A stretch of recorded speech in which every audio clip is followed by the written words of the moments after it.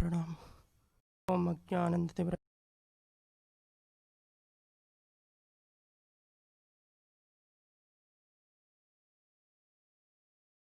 Nama Om Vishnu Padaya Krishna Preshthaya Bhutale Srimati Lokanath Swami maharaj. Om Vishnu Padaya Krishna.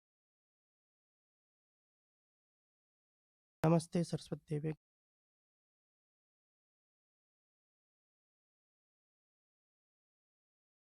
Resuming the recitation of the Ocean of Mercy by Charu Maharaj.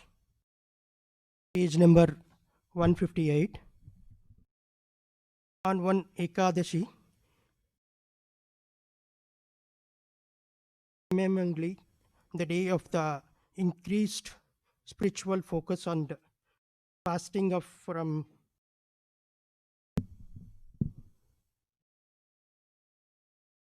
at least grains and then beans, the devotees had not been properly informed and had eaten grains for the breakfast.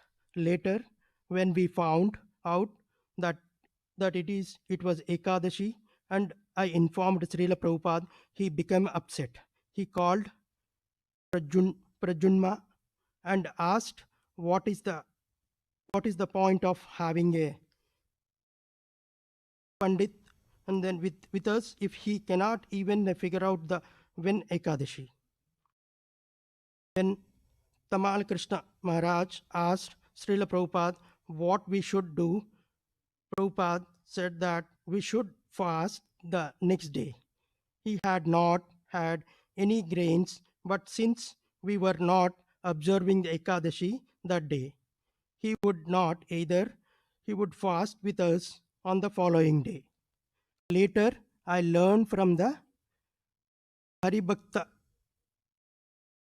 Vilas, the Vaishnava instructions manually, that people under 8 of year of the age need not be observe the Ekadasi fast. Srila Prabhupada was 80, but he fasted anyway for our sake. The next day, Srila Prabhupada showed me how to cook on Ekadashi feast. He asked me to get a kutu atta and shuguna atta and demonstrated how to make a puria, puris with the kuttu atta and prakorada and balawa with the singara arada. He made puri dough with that kuttu atta, rolled the puttus, and then fried them in ghee, fried them balls with the batter of the shingara atta, and shared cabbage made up of the most delicious pakoras. He boiled some of the potatoes and cut them into the pieces, which he fried, and also made few vegetables preparation and tomatoes chutney. At last, he made the balana with shunganatta. Singaratta. The devotees were ecstatic. It was one of the rare occasions when Srila Prabhupada cooked everything himself. I only assisted, washing and cutting the vegetables and then providing the Prabhupada with the whatever he needed, while the devotees watched silently from outside. Another day, Srila Prabhupada asked me to cook bhati Chachari, the preparation he had taught me to how to make in Bombay. He had been having a problem with his stomach, though, and preparation was the very rich with a lot of ghee and chilies. So I decided not to use so much chili. When I served it to him, however, he took one bite and immediately he become angry. I personally taught you how to prepare this, he said, and you forgot. How could you forget it? when I personally taught you. For the rest of the day, whenever I went him, he prepared. I I personally taught you how to cook it. Forgot. How could you forget when I personally taught you? The following day, Srila Prabhupada was still asking, how could you forget when I personally taught you? But from the tone of his voice, I could tell that his anger had subsided. So I told him that actually I had not forgotten how to cook the preparation. I had decided not to use so much chili on account of his stomach. He looked at me, surprised. When did not you tell me? He asked. Then he explained, when you put a lot of ghee, you must put a lot of chili because they counterattack each other effects. Ghee is a rich and chili is hot, but when they are put together, they contract each other effects. I learned two very valuable lessons from that incident. First, I learned that when you use a lot of ghee, there must be a lot of chili. You needed the chili digest the ghee, but more importantly, I learned I learned that when Srila Prabhupada taught us something, we should always remember the never forget it. As in Juhu, Srila Prabhupada was translating every night. On his on his team of attending devotees had to remain with him in case he needed anything. Upendra was with him from 10 to midnight. I stayed until 2 and Parmana Maharaj stayed from the 2 to 4. Then Tamal Krishna Maharaj would come in. Although the summer in India gets extremely hot, Rishikesh, being in the Himalayan foothills, is usually quite pleasant, with a bright sunshine and modest temperatures. But one day, the sky is suddenly become a overcast with the dark clouds and roaring gale began to blow, followed by the torrential rainstorm, which continued throughout the night. The storm uprooted many trees and knocked out the electricity. The cables had been damaged, we were told, and there was no way to knowing when they would be repaired. We set up a candles to light the rooms, but with without electricity, Prabhupada could not translate. At around 1 during my shift, Prabhupada rang his bell. I went to his bed, lifted the mosquito net, and asked him to how, how, how I could help. When I learned over to hear his words, what he told me left me in shock. In a soft, serene voice, he said, the time has come for me to leave my body. Please take me to Vrindavan. I want to leave my body in Vrindavan. I began trembling uncontrollably. I ran downstairs and woke up Tamal Krishna Maharaj, practically shouting, telling him what Prabhupada had said. He jumped out of a bed and ran upstairs when Prabhupada told him the same thing. Please take me to Vrindavan.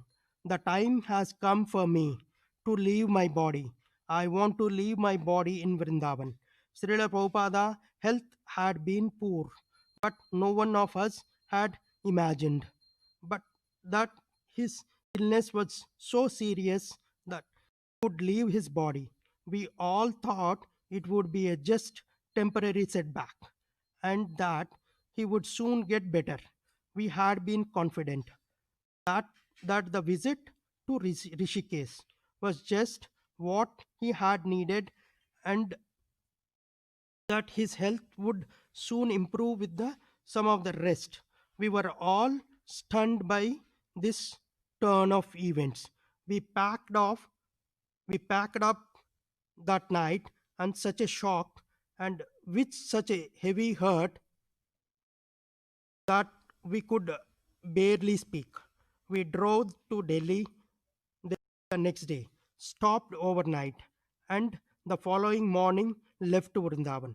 Vrindavan devotees were jubilant over Srila Prabhupada's sudden, if unexplained arrival, and as his red ambassador approached, approached the Krishna Balarama temple. The kirtan was vibrant beyond imagination, and devotees were dancing excessively. When I was drawn into the kirtana and lost myself in the chanting and dancing for that moment, forgetting why we had come. After greeting the deities, Srila Prabhupada walked to his quarters.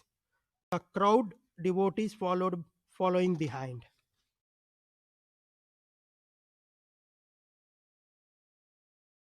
Chapter 8. Srila Prabhupada settled gracefully into the asana behind his desk, a large darshan room. Two windows faced the temple. The framed picture of a Krishna pastimes and the other Bhagavatam scene decorated the walls.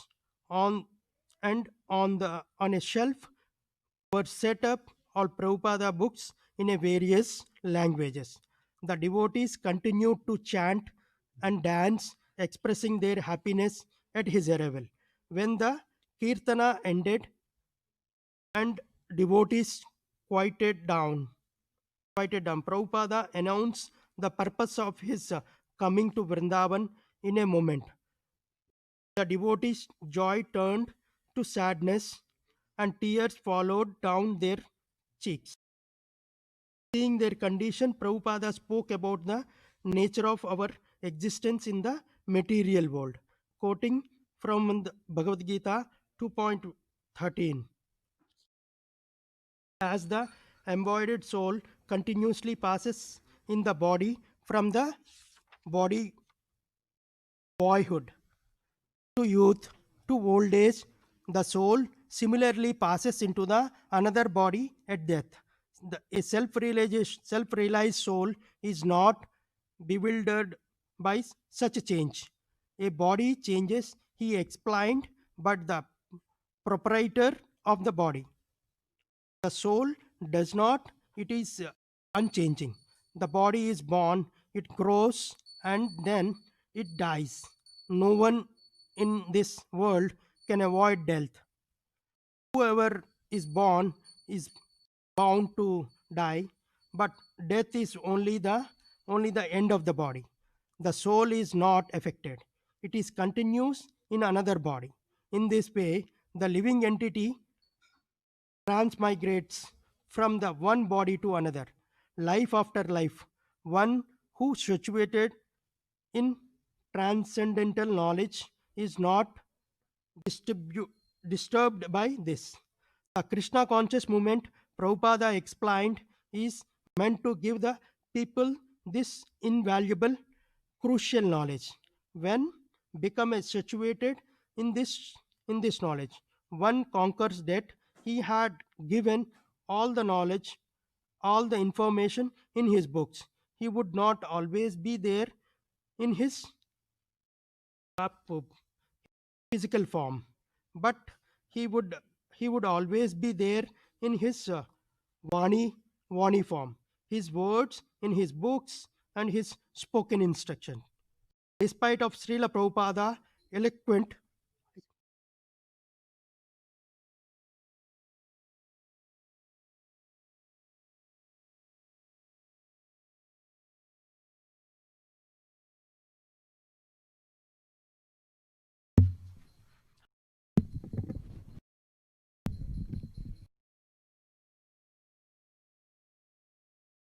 Radha Krishna प्राण मोर युगला किशोर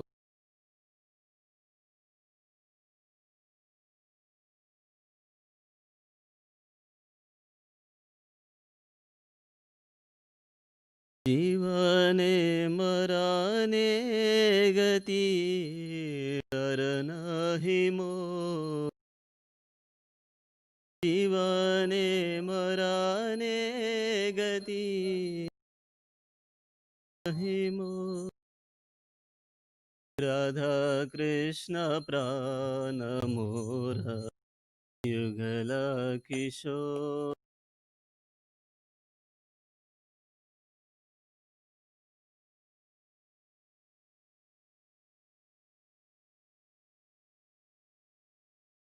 अलिंदीर कुले केली कदंबे रवाना.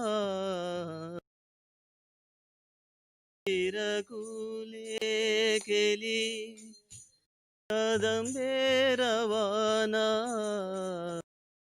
रथन बेदीरा उपा सबोदुजा. रतन बेदीरा उपा सबोदुजा. राधा कृष्ण प्राण युगला किशोर.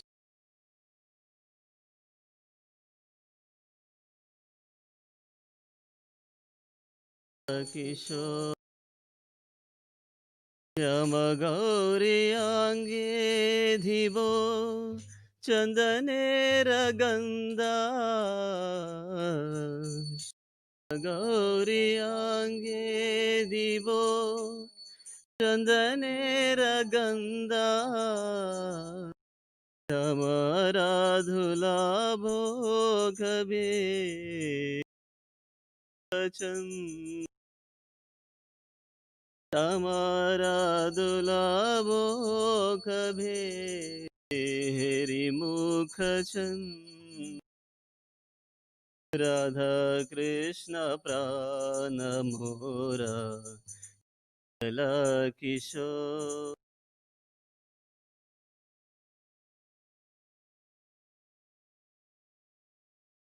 किशोर गतिया मला तीर्मला दिबोदो हर गले. गतिया मला तीर्मला दिबोदो हर गले. अधरे तुलिया दिबो कर्पूरा तांबू. अधरे तुलिया दिबो कर्पूरा तांबू. राधा कृष्ण प्राण कला किशोर.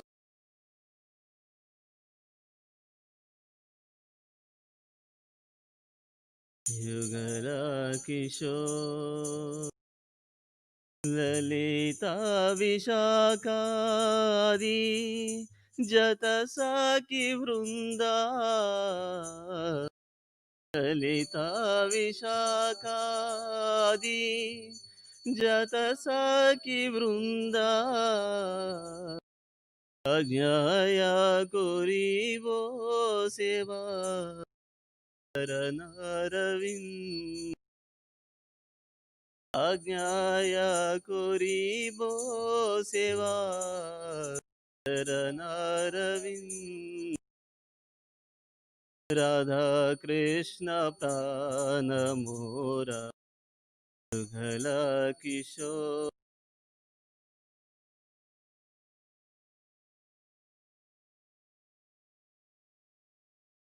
किशोर श्री कृष्ण चैतन्य प्रभो दासेरानुदासा. कृष्ण चैतन्य प्रभो दासेरानुदासा. देवाभिलाषा कोरे नरोत्तमदासा. सेवाभिलाषा करे मधा राधा कृष्ण प्राण मोरा युगला किशोर कृष्ण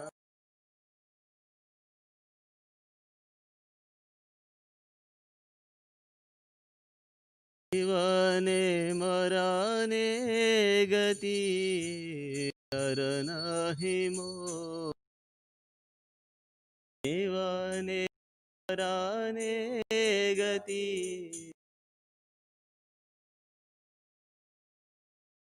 राधा कृष्ण प्राण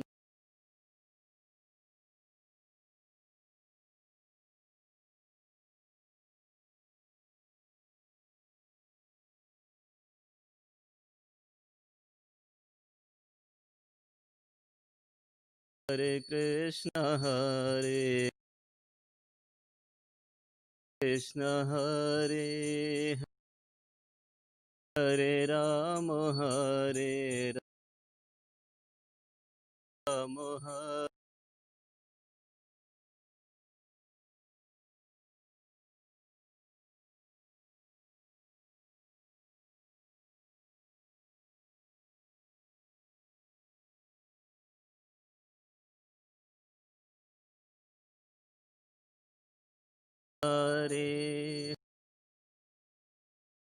राधा नील माधव राधा नील माधव राधे जय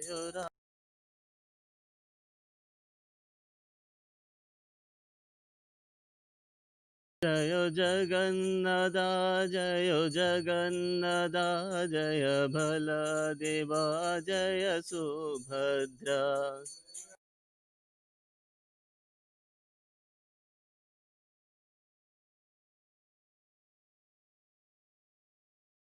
जय सीताराम जय सीताराम जय सीताराम जय लक्ष्मण हनुमान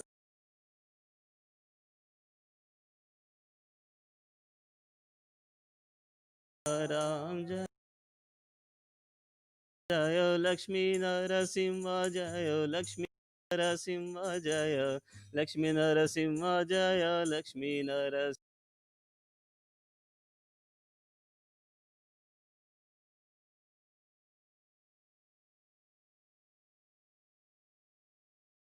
जय गौरानिताय जय गौरानिताय जय गौरानिताय जय Gaura Nitai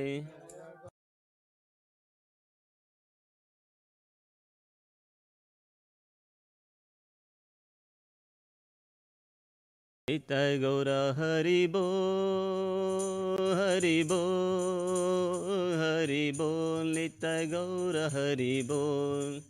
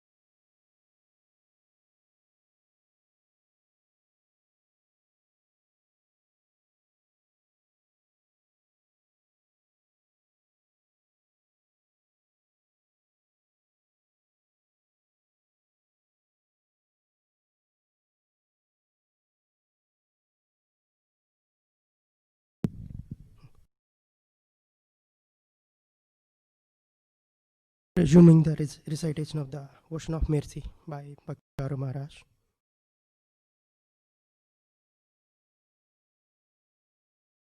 The Krishna conscious movement, Prabhupada explained, is meant to give the people this invaluable, crucial knowledge. One becomes the situated in this knowledge, one conquers the dead. He had given all the knowledge, all the information in his books. He would not always be there in his vapa for his physical form, but he would be always be there in his Vani form, his words, in his books, and his spoken instructions. Despite of Srila Prabhupada eloquently explained, when the devotees filled out, they were still shocked and disheartened after they left. The Prabhupada told me, from now on, don't cook anything from me. Don't force me to eat anything.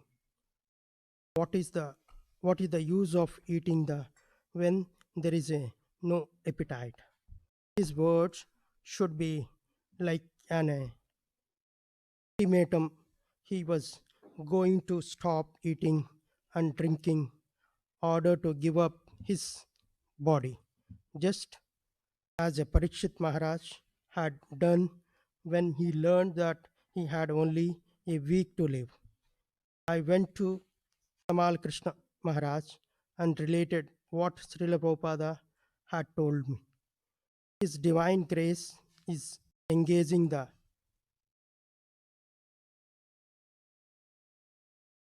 Prayopavesa. I said, when one decided to give up his body by not eating and drinking. Maharaj remained silent for several minutes and thinking. Then he said, what can we do when Srila Prabhupada makes such a decision and gives us an order? Although Prabhupada had asked me not, me not to cook or force him to eat anything, I made fruit juice and kept it on the table next to the next to his bed, just in case he wanted something to drink, but the juices remained untouched. And for the next few days, he stayed in bed, hardly speaking. When we had stopped in Delhi on our way to Vrindavan, Tamal Krishna Maharaj had spoken to Adikeshwar Swami in Newark, informed him about Srila Prabhupada conditions, and requested that he inform devotees around the world. So, in the next few days, many devotees arrived, especially GBC and, and Acharyas. Sannyasis. Tamal Krishna Maharaj organized a meeting with all leading devotees. I stayed back with Srila Prabhupada, and after the meeting, they all came to his room and gathered around his bed.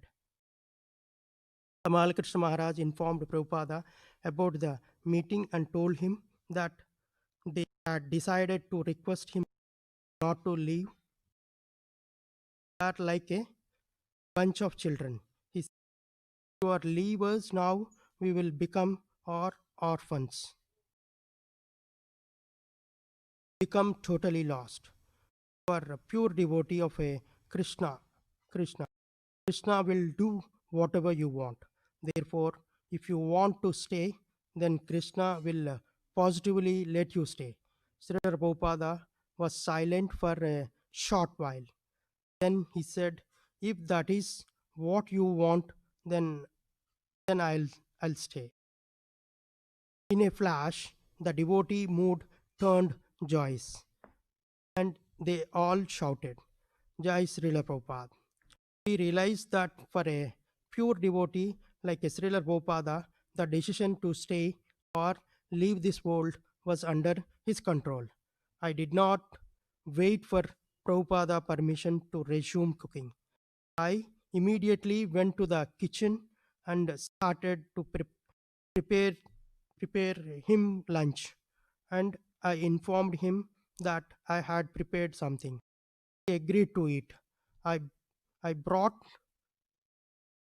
the plate to his bedroom, but although he sat up on his bed and tried to, he could hardly anything. From then on, I cooked Prabhupada a fully meal every day, and when it half past noon, it was a time for him to eat. Pendra would help him walk to the next room, which served as a him dining room, and sat him at a low table. Vishwambara, Vishwambara Dal, known uh, Bhagatji, lived nearby in humble, dribbling, and came to see Prabhupada every day, often bringing chas, buttermilk made from his own cow's milk, which Prabhupada relished. Bhagatji was the was a Vrajavasa as a resident of a Vrindavana who was born there. He had known Srila Prabhupada in his early days in Vrindavana and had helped with the construction of the Krishna Balarama temple. Although he was not initiated by the Srila Prabhupada, he treated him as his spiritual master, and Prabhupada showed his affection upon him. Bhagatji spent a lot of time with Prabhupada, just sitting by his bed. Although he was a quite old, probably in his late 60s, he had a powerful body, and he liked to giving the Prabhupada massages. They spoke intimately as if they were close friends. But Bhagatji always maintained a respectful attitude. Srila Prabhupada would express his concerns about the future of the movement to him. Bhagatji would assure Prabhupada that should not worry. He had a trained by his disciples so nicely that they would carry him mission forward. At Atreya Dasa brought a special limes from Iran. He hailed from an aristocratic Iranian family, had an MBA from Harvard, and had held an important position in an American multinational corporation. But when he had met Srila Prabhupada, he had given up his job, decided his life to the movement. Prabhupada was quite fond of him and often expressed his pride in having him as his disciple. Srila Prabhupada was still hardly eating and drinking, but the limes. As a speciality of Iran, he had a particularly sweet taste. And when I made him lime juice, which had to be served immediately, since it became bitter within a few minutes, he liked it and asked for more. We were all happy, relieved to see him accept something and even take a pleasure in it. Atreya Rasi immediately arranged for several boxes of limes to be sent from Iran, which is pleased Srila Prabhupada very much, and I began to serve him the juices regularly. Since Atreya Rasi was from a professional background, he had tried to the professionalize ISKCON management in Los Angeles. He had wanted to centralize ISKCON affairs and make everything run more efficient. The devotees, especially the managers, had been impressed. But Srila Prabhupada thought that centralization would be undermined. Local devotees' enthusiastic spirit. Every temple should be an independent unit, he said, a separate legal entity run by the temple president with a team of devotees. He did not even want to governing body commission commissioners to interfere in the temple management. Rather than, they should see that the spiritual standards in their zones were properly maintained, and through spiritual guidance and preaching inspire the devotees to be engaged in their services.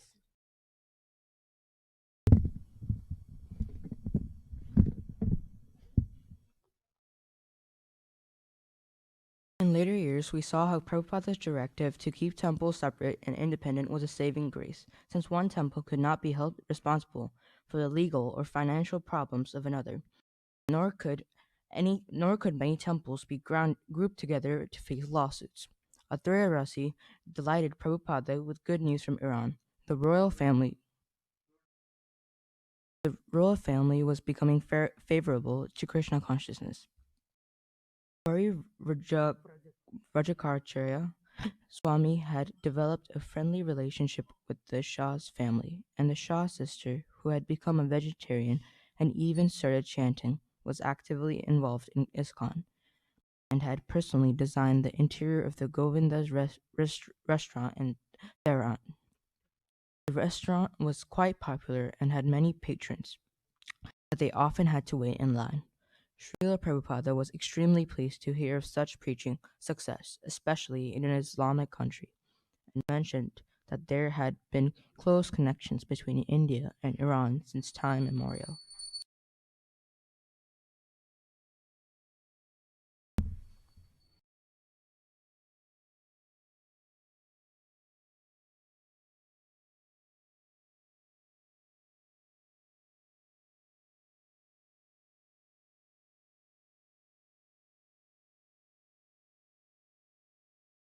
It was Indian Kshatriyas, warriors who had settled there.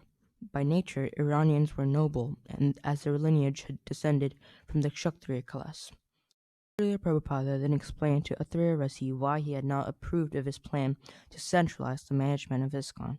Athurya Rasi was visibly embarrassed and cast his eyes downward, but Prabhupada spoke to him with affection, telling him that Krishna conscious movement was spreading due to the inspiration of devotees to do something for the pleasure of their Guru and Krishna.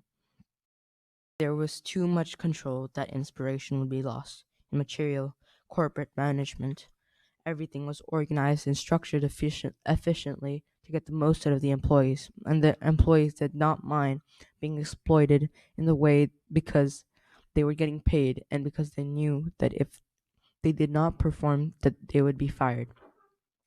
Krishna consciousness, however, that kind of control would not work, because devotees rendered voluntary service out of love for Krishna. Their motivation was Krishna's pleasure, not financial gain or fear of punishment. On the material platform, laws existed to control the individuals, whereas on the spiritual platform, laws were there to facilitate devotees' service and spiritual advancement. Srila Prabhupada gave his own example. When he had gone to America, he had not expected anything of the boys and girls he met. He had simply told them about Krishna and their loving relationship with them, and taught them how to develop that loving relationship. They had become inspired by his teachings, come to feel that his message should go out to others and taken up that responsibility. Therefore, the Krishna conscious movement had spread all over the world. He had not tried to control them, but had simply given them the vision, motivated them, and tried his best to facilitate them. When the devotees had been inspired to serve Krishna, he had bestowed his mercy upon them, and as a result, the most wonderful miracle had happened. Athurya Rasi looked up at Srila Prabhupada, his eyes shining with appreciation. Srila Prabhupada, he said, you are the perfect example of that. You have made the impossible possible by your devotion, and Krishna's potency acted through you to make you achieve such an impossible miracle. Srila Prabhupada looked at him and smiled. Then he said, a devotee simply wants to serve Krishna for his pleasure. It desires to do something for Krishna, and Krishna fulfills his desires. In this way, a devotee becomes empowered by Krishna. This is how Krishna spreads Krishna consciousness in this world. He does not act himself, but acts through his devotees by empowering them. Therefore, whenever we see some remarkable achievement in Krishna consciousness, we have to understand that it is happening to the devotees. They have been empowered by Krishna. The preaching in Iran had become so successful that Atriya Rasi, who had been the head of the American accountancy firm Arthur Young, had resigned from his job and started his own business to free himself to preach and help guide Iran's spiritual activities. Ironically, his company had become so successful that he was even busier. Hearing that, Srila Prabhupada laughed and said, "This means you're making more money now." When Atriya Rasi admitted that this was true, Prabhupada said, "Then use it in Krishna's service." Atriya Rasi then reported on Pakistan, which was also in his zone. A Hindu lady who had married a Muslim governor of a state was taking great interest in promoting her original Hindu culture, and her husband was supporting her. Srila Prabhupada asked if there were still many Hindus in Pakistan. There were, Atriya Rasi confirmed, but they faced great difficulties, and many continued to live there only because they did not have anywhere else to go. Still, as they became aware of Krishna consciousness, they saw a glimmer of hope and responded favorably.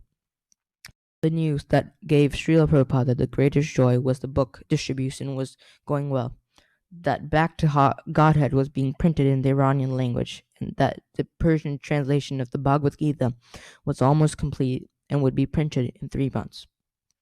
Devotees everywhere were informed that Srila Prabhupada had said that the news of the book distribution gave him life. This inspired them even more, and amazing news started coming from around the world. In just 1 week, the London Temple had distributed a record 70,000 books, and the more books devotees distributed, the more Prabhupada, even from his bed, pushed to have more printed. "Don't keep the money in a bank," he directed. "Just print books. That is the best investment. That is the best way to multiply your money." One of the most successful book distributors worldwide was Ganasyammadasa, an African American devotee who was risking his life to spread Krishna consciousness in the Soviet Union and communist Eastern Europe. Wherever he went, his dark complexion drew attention and made his situation even more dangerous.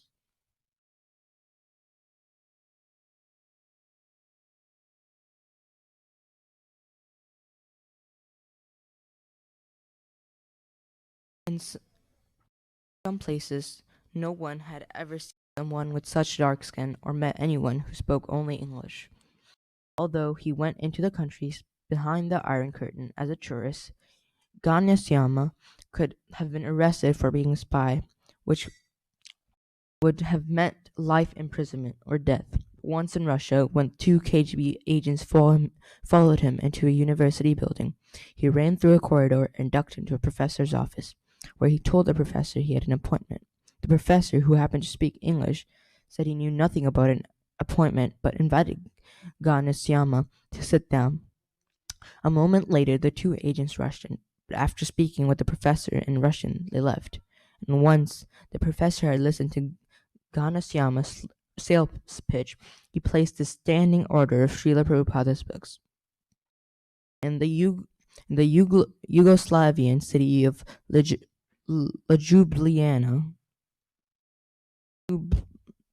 Ljubljana, after 4 days without success, Ganasyama had met an Indologist at the university, who at first had not been interested, but had then become so attracted when he saw the books that he placed a standing order for everything Srila Prabhupada had written. Also, in Ljubljana, an international bookshop had bought several volumes, and a man had offered to translate 2 of Prabhupada's books into one of Yugoslavia's languages and have them published. The next city, Pristina, a university dean and the chair of philosophy and sociology departments, had placed 2 standing orders and also requested that the library place an order for all of Prabhupada's books. Srila Prabhupada would wait eagerly for news and Ganasyama's efforts and was both extremely pleased and quite moved to hear his reports.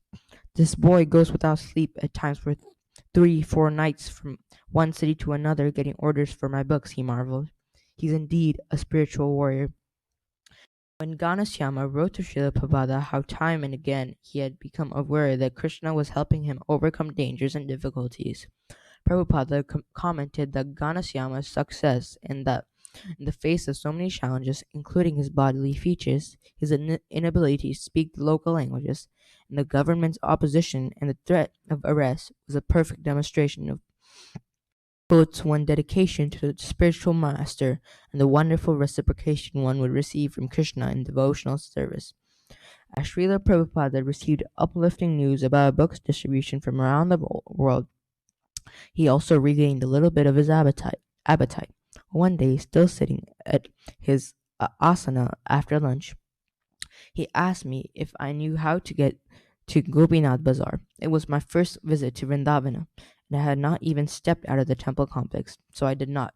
But I assured him that if he needed something, I could find out where it was and get it for him. He asked me to go look for an Ayurvedic doctor named Vanamali Kaviraj, who had treated him previously, and request him to come.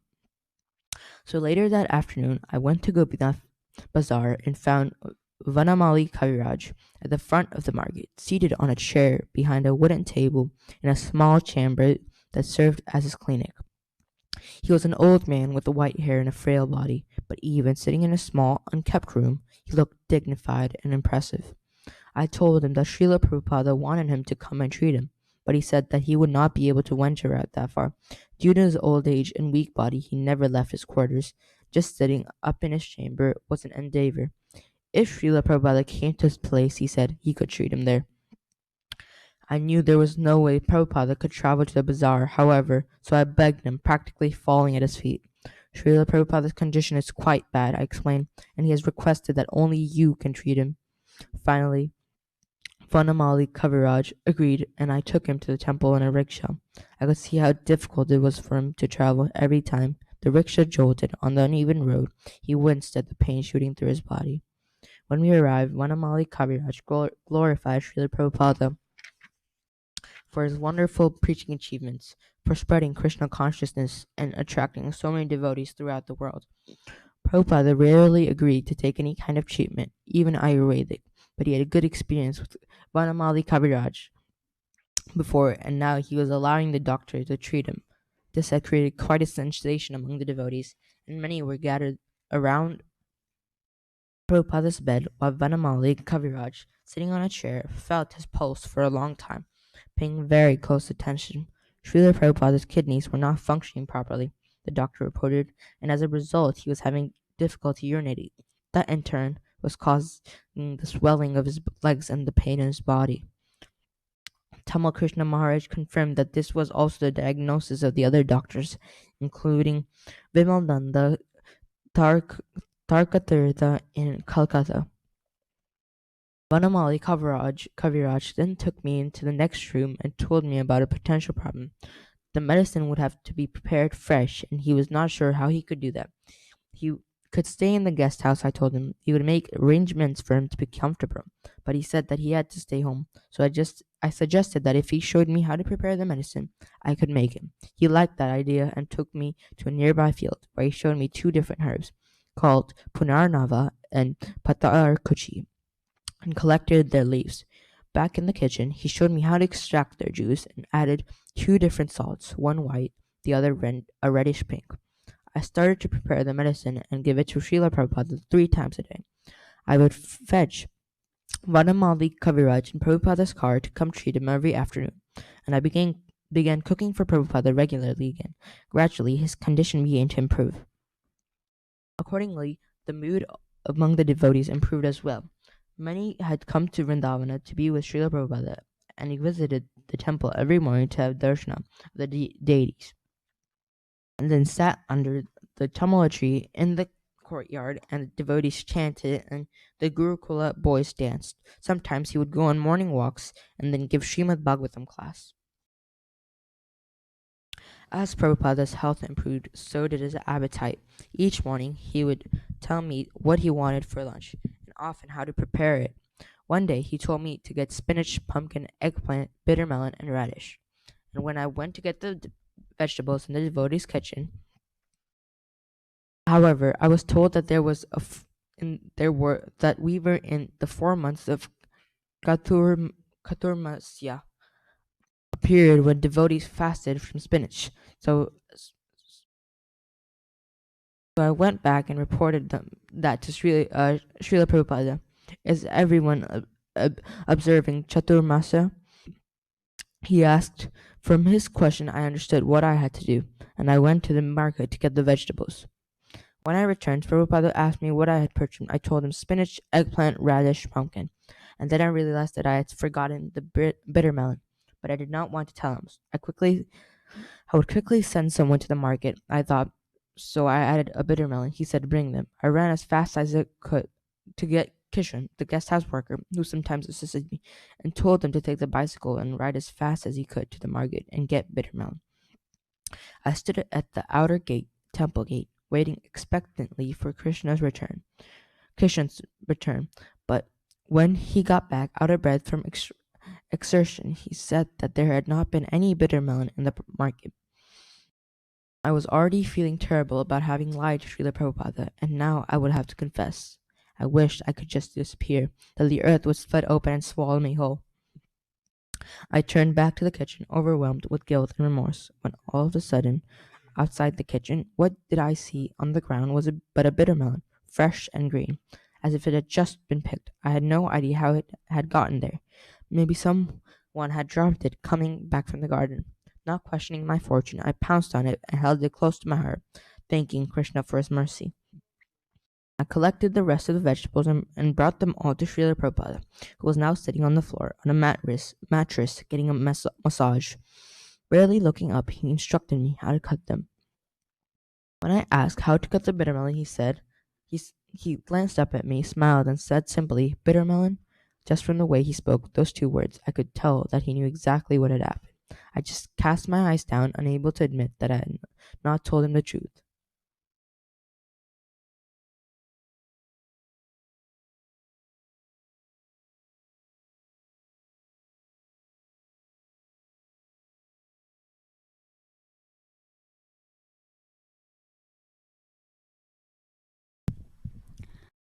One afternoon, Srila Prabhupada was sitting on the roof and I was at his feet. Next door, in the deity kitchen, the cooks were preparing offerings. Prabhupada must have smelled something frying in the ghee, and he asked me to go find out what it was. In the kitchen, I found out that Vibhu Chaitanya Das, Prabhupada's elderly Bengali disciple, was frying kachoris and samosas. When I reported this to Srila Prabhupada, he asked me to get some for him. Although his digestion had improved considerably, Prabhupada still had stomach problems and he was in the middle of a difficult period. Still, when he told me that he wanted kachoris and samosas, I became excited and ran to get them. I was practically sprinting from the roof when I ran into Tamal Krishna Maharaj and Bhavananda Maharaj, coming to meet Srila Prabhupada. They asked me what was going on, but as I began to tell them that Prabhupada wanted kachoris and samosas, Tamal Krishna interrupted. You can't give kachoris and samosas to Srila Prabhupada when he is having such stomach problems. But Srila Prabhupada wants it, I called out, and without waiting for a response, I hurried past, got Prabhupada's silver plate, and ran into the deity kitchen. When I told Vibhu Chaitanya that Srila Prabhupada wanted kachoris and samosas, he just showed me his usual bright smile and placed two of each, freshly prepared on the plate. I brought the plate of prasad and placed it on a small table in front of him. The samosas were still hot, so Prabhupada first mashed them with his fingers, then picked up one small piece and started to eat. Tamal Krishna Maharaj and Bhavananda Maharaj sat watching. Don't see. Their heads dropped and they looked down. Tamal Krishna always looked after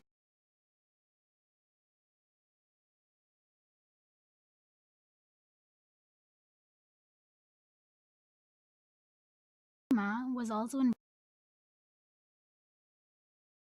She remembered how fond of kachoris he. When she heard about Tamal Krishna's concern for her brother's health, she commented, if he wants, he can digest even stones. Another regular visitor was Prabhupada's godbrother, Dr. O.B.L., a well-known scholar and prominent personality in the Vrindavan community. He and Srila Prabhupada would reminisce. After they spoke, Dr. Kapoor would often sit with the devotees. He had met Srila Prabhupada in 1931 in Allahabad, where he was attending the university during one of his visits to the Gaudiya Mutt, running his pharmaceutical business there, and had once given Dr. Kapoor a tonic that he had manufactured. Upon receiving it, Dr. Kapoor had joked, "Abhay Babu, I wish you would give me the tonic which you used yourself take, the tonic of Krishna Prema, pure love of Krishna." "I don't have the tonic, as God has replied. "Formula is not a secret, then will you please give it to me?" "No, it is not a secret at all. Trinadapi sunichena tarorapi sahinuna amaninam manadena kirtaniya sadahari." One should chant the holy name of the Lord in a humble state of mind, thinking oneself lower than the straw on the street. One should be more tolerant than the tree, devoid of all sense of false prestige, and ready to offer all respect to others. In such a state of mind, one can chant the holy name of the Lord constantly. Shri Shikshashtakam 3. "The formula," he had said, "and I am going to preach it all over the world." At that time, Dr. Kapoor told us, I couldn't recognize the significance of his words. He was really going to preach all over. I thought it was just a casual statement. Now I look back and can see that even then he was thinking and planning to preach all over the world. Every day, Tamal Krishna Maharaj would read out devotees' letters to Srila Prabhupada, and Prabhupada would indicate how he wanted Maharaj to reply. In one letter, a devotee wanted to offer his longevity to Prabhupada to continue to be with us on this planet. It was a sweet letter, steeped with emotion, but Prabhupada wanted that our real love for him would be shown by how we cooperate with each other to continue his mission. One day, two sannyasis, Achyutananda Swami and Yashodanandana Swami, came to see Srila Prabhupada and visited several Indian temples and recounted a humorous incident.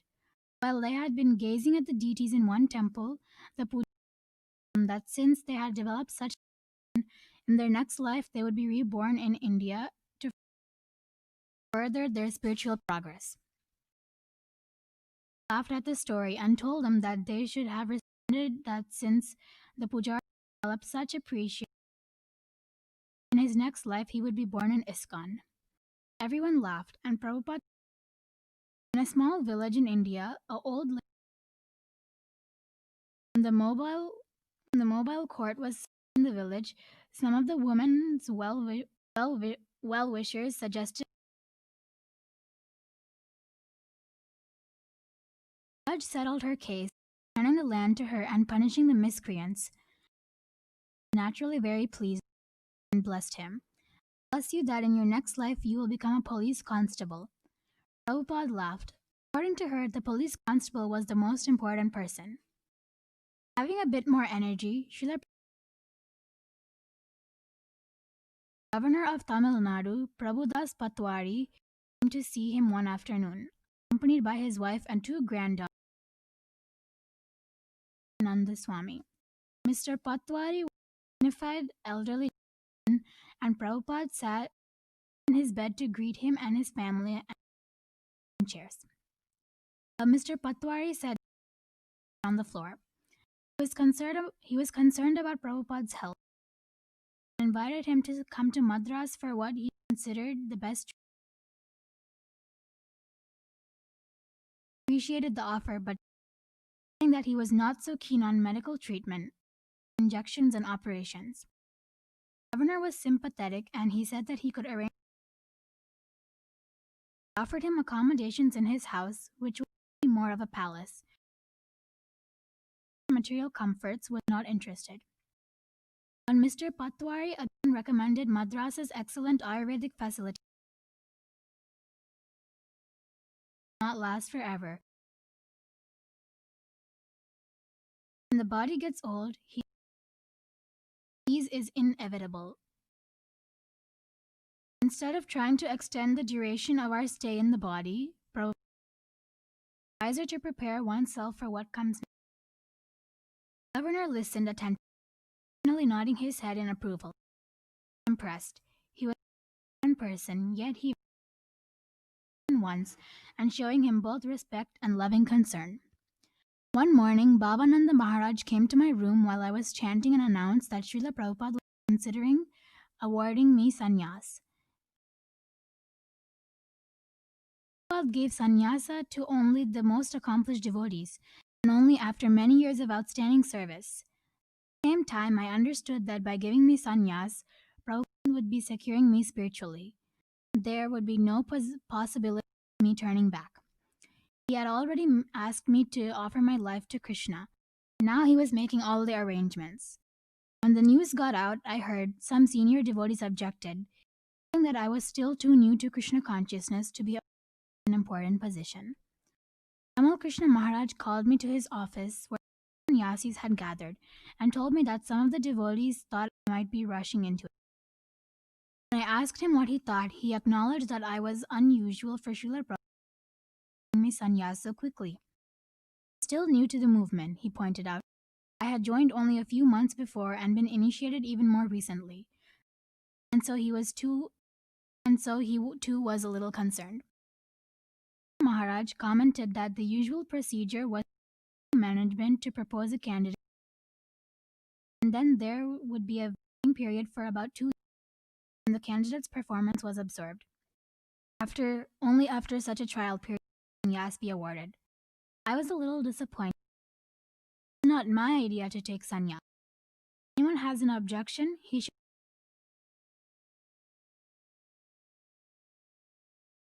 And with that, I got up and told them that I had to go to the kitchen and cook for Srila Prabhupada. I understood their questions and reservations. A new devotee, and other than serving Srila Prabhupada, sannyasi's status in ISKCON was highly respected. He commanded the utmost respect, even worship. And it was not clear that I could handle such I was really qualified. Quite a few sannyasis had fallen down, and my senior godbrothers did not know if I was advanced. At the same time, I thought I had taken to spiritual life with even before joining ISKCON, I had renounced materialistic life. No intention of getting married or raising a family. In a sense, I was already a sannyasi. Then I had a realization. Whether or not I got the stamp of sannyas didn't matter. What mattered was my inner consciousness, sense of contentment. Whatever heaviness remained in my heart.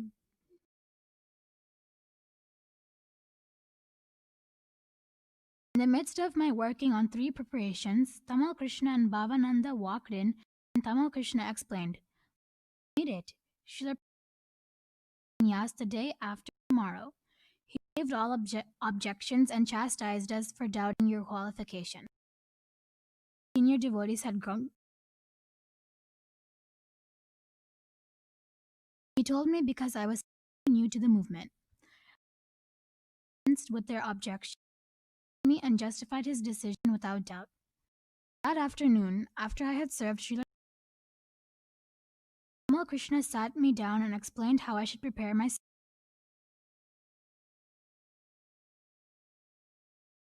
in uttariya and dyed saffron. And bamboo rods, them to the length of my body, tie them together and wrap them in saffron cloth. I remembered his sannyas ceremony in Jaipur and how Srila explained to him the significance of sannyas danda, mind and speech. And the small curved piece on the top materials and come to him so that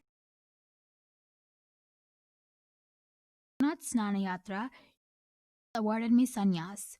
He did not come down to perform the fire yajna himself, but was represented by a host of sannyasis. Ramakrishna, Bhavananda, Jayapatananda, Akshayananda, Yashodanandana, Pramana, and Viraha Praksha, just to name a few. Bhavananda Maharaj performed the yajna in the temple courtyard, and then we all went to Prabhupada's room, where he made the sannyas mantra and spoke about the Avanti Brahmana from the 11th canto of Srimad Bhagavatam. It concerns a wealthy Brahmin who was so attached to his own property that he had become hard-hearted and miserly, which had caused him to lose the love and respect of his family members and then even his wealth. Meditating upon his losses and then becoming detached, the Brahmana eventually gave up his moroseness, left home, took sannyas, and traveled the earth, facing all sorts of miseries and insults. Of the sannyasi meditated upon the absolute truth, do not be troubled by the duality. Prabhupada then handed me my danda and gave me my new name. Bhakti means one who is beautiful in controlling his senses with his. Devotees all shouted, Hari Bol, and Srila Prabhupada asked them to chant the holy name, which turned into an ecstatic kirtan. And I promptly returned to my duties to prepare Srila Prabhupada. After my first Harinam initiation, I had felt some difference. The color of my cloth had changed, and I had experienced a deep feeling that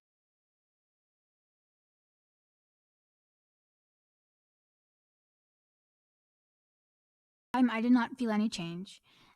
When I started to cook for Prabhupada, everything felt the same. I was rendering the same service and had the same responsibilities, in the same color cloth, the vegetables, reminding myself that my and wishing that I never leave the. After I'd served Srila Krishna Maharaj and I were going back to our room, we passed a few senior devotees taking prasad in the dining room of the guest house, and they greeted us and asked us to join them. Nanda Swami, the president of the Vrindavan temple, asked me, when did you get initiated? During the Gaura Purnima festival this year, in Mayapur. Just about 3 months ago, he said. I got my sannyas about 1.5 years after my. Everyone thought that was quick. Nanda Swami, whom I knew from my days in Calcutta, and a role model for me during those days. From the time he joined, I knew he was in for some special. Embarrassed, I told him, mercy that I received. I have always admired your wonderful quality, amazing classes, and fantastic kirtans.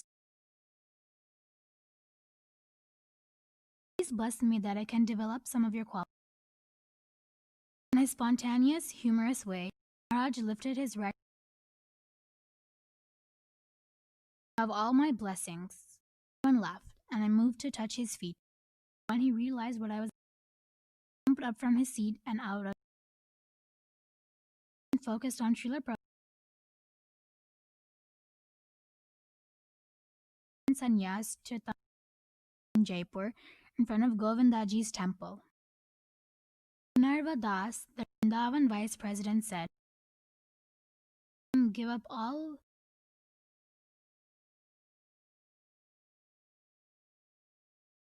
He made him resign from the GBC. After that, no one could fill the void. Nominated him. Isn't that so, Maharaj? Nanda Maharaj commented, yes, everyone knows that Tamal Krishna Goswami is the most outstanding manager in the entirety of ISKCON. We all accepted that. And Tamal Krishna turned toward me and said, did you notice that this is the first time Srila Prabhupada has given a sannyasi? Everyone paused. Then Nanda Swami said, yes, that is true. Later that afternoon, Tamal Krishna Maharaj took dictation from Srila Prabhupada and then went to his office next door. He remained by Prabhupada's bed.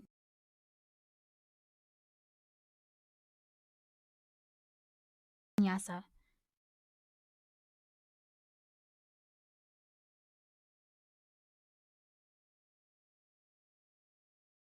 Why don't we follow that?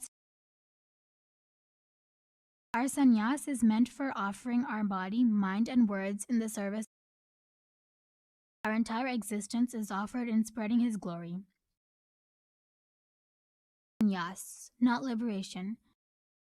Between Ekadanda sannyasa and Tridanda sannyasa. Dandas indicate body, mind, and speech. And Vakya means all the activities of mind and speech should be engaged in serving Krishna. No other business. Now that you have become a sannyasi, you are a guru. As long as the spiritual master is present on the and does not give initiation.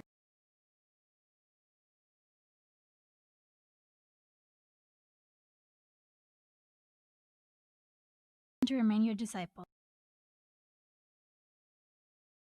That's the right attitude. The next day, as I was sannyas means becoming completely material attachments. Sannyasi does not have any attraction for anything in this material nature. Nadanam najanam na sundarim. Sundarim, the attraction for a beautiful woman, is the most difficult. However, a sannyasi is completely free from that attraction. Even if he is alone on an island with the most beautiful woman, he should not be attracted to her. He should not be agitated at all by.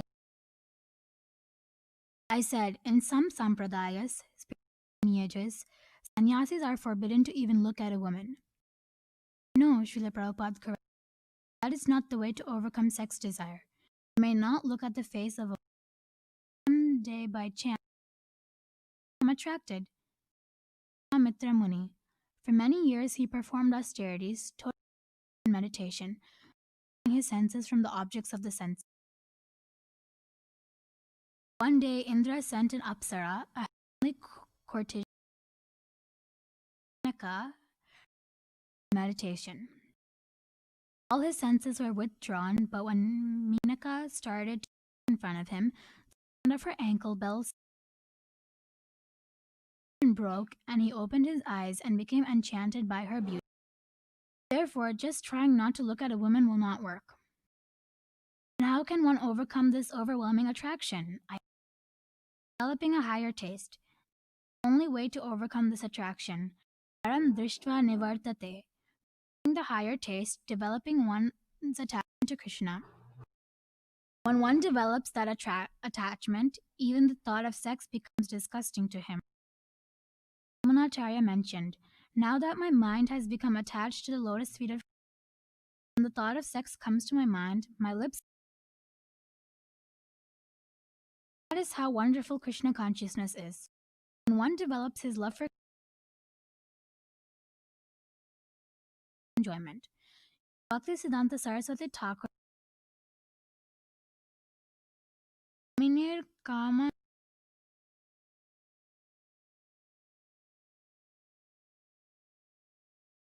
not meant for a living of all woman is Yad Sri Krishna.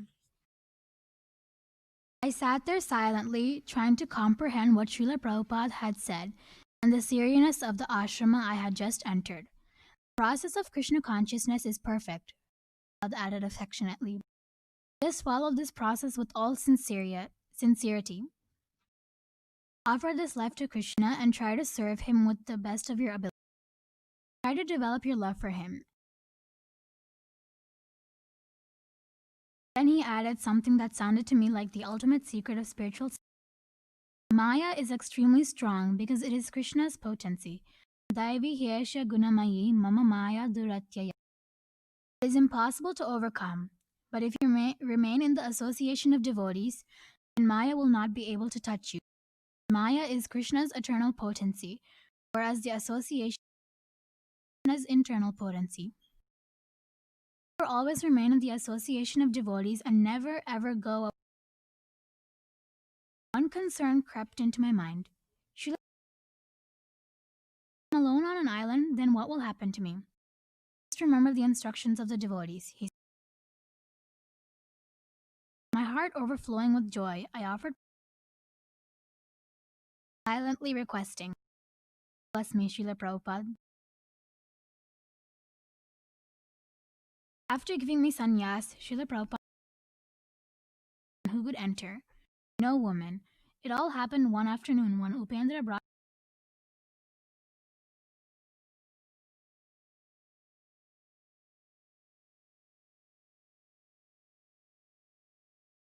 asked why she had been there.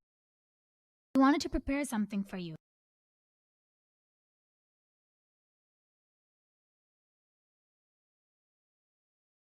Maharaj, and told him to know that no woman would be allowed in his cave. None were. None were. Male devotees. When I asked Tamal Krishna why Prabhupada had taken this action, he said that it was because of me. Now that I was a sannyasi, Prabhupada was taking precautions for my protection. He knows how infallible I am, and he is kindly protecting me. Then I silently thanked His divine grace for His mercy. I was reminded that I should be about association with women and focused and determined in my new ashram. Most mornings I was busy with Srila preparing his breakfast and doing other chores.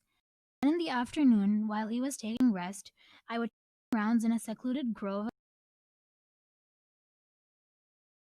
on the path that circled. One afternoon, I was chanting with Tamal Krishna Maharaj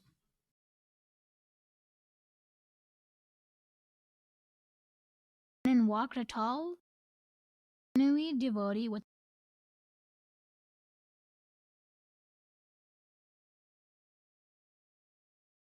Srila Prabhupada's presence. Maharaj later told me, up that service to fulfill in Germany, where money with false claims.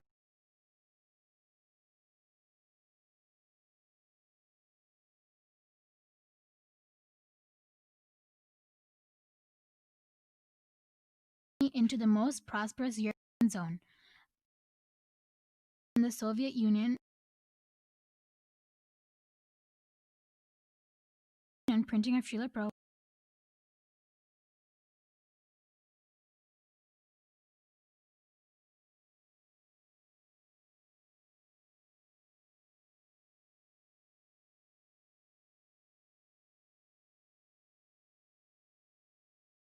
Might leave his body in Davan with as many translations as he could gather. He had just arrived, he said, and had come directly to see Srila Prabhupada had been resting. Tamal Krishna Maharaj told him, but Harikesha returned, arms piled high with books, translations into German, Hungarian, Swedish, Danish, and other European languages. When Upendra came and informed us that Srila Prabhupada meet Harikesha in his room, we all rushed in.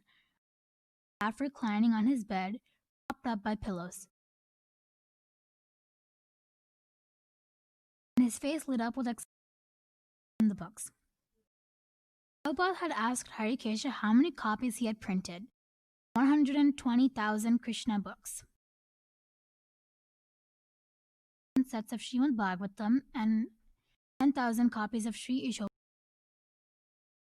Prabhupada asked whether Harikesha that he could, and that when he had, he would print more, and he would also have other books translated and distributed. Prabhupada looked at Harikesha. Now you understand why I have sent you away. I knew you were meant to.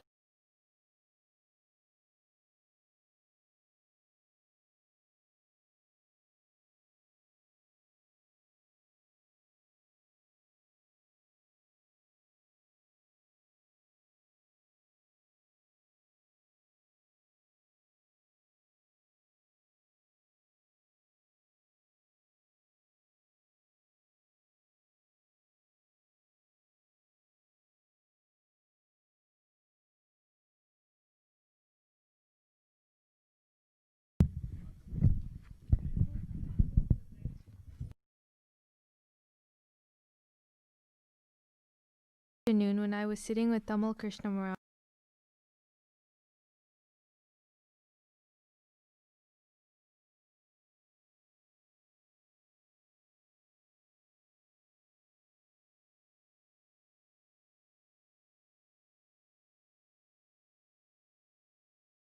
When the police had come, they had arrested Maharaj and the devotees The three of us went right to Srila Prabhupada and told him about what had happened.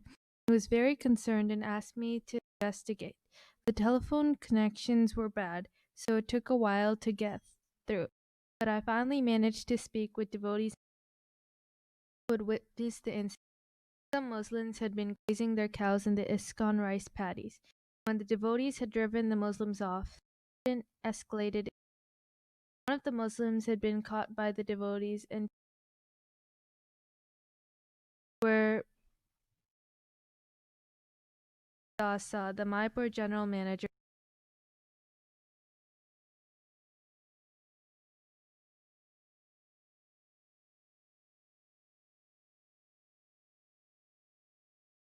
near the Ganga, and another devotee fighting against a larger group.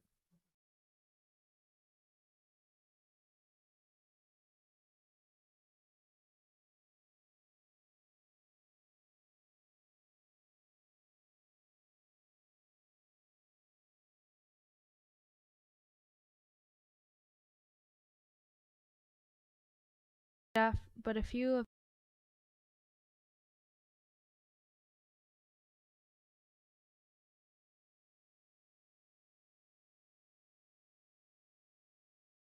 arresting their they had arrested Maharaj.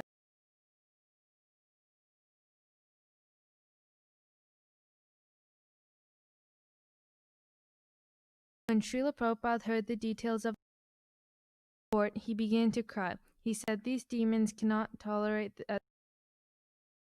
After a few days, news that the devotees have been charges dropped. Very careful during would be let in. Only very important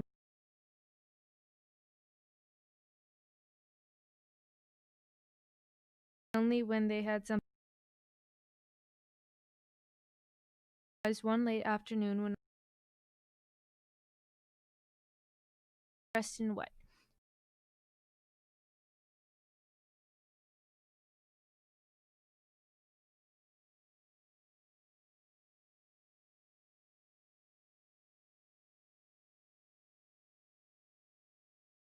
That gave me the impression he was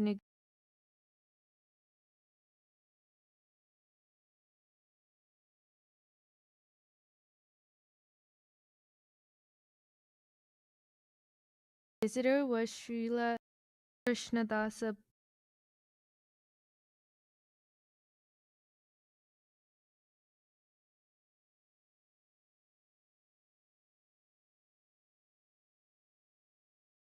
To accept the renounced order of Bhakti Siddhanta had generally been Babaji because they were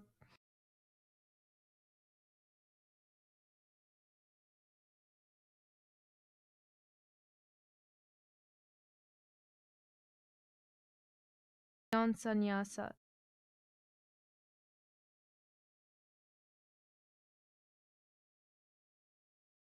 Beyond what that is the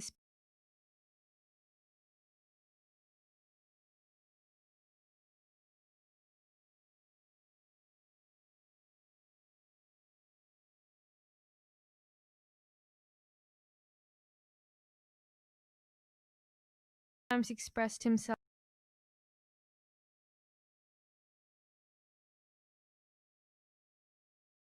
felt embarrassed for laughing. I couldn't help myself. I followed him out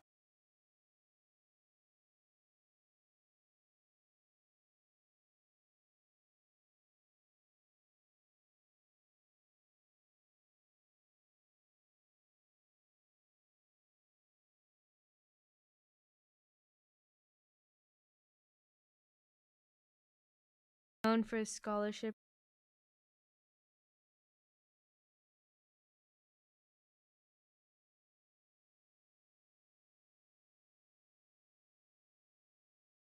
and he had lived there for some meeting and preaching to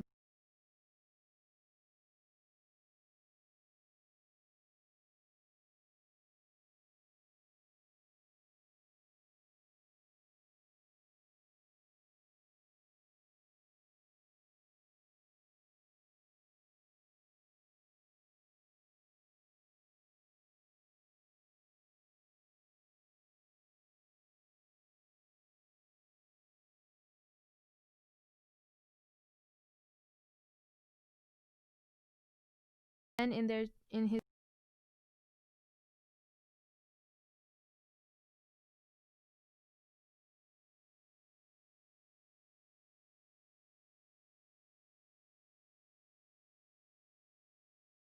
he also has a wonderful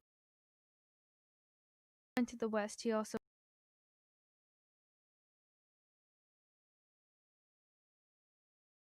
Ban Maharaj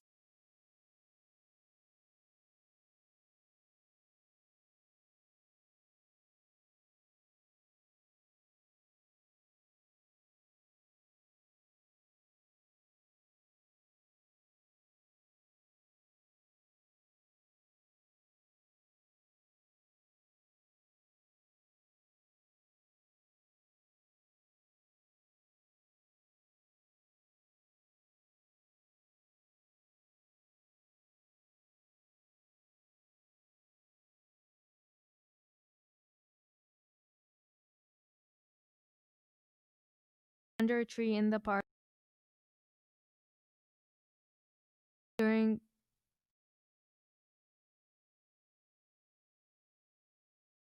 now we can just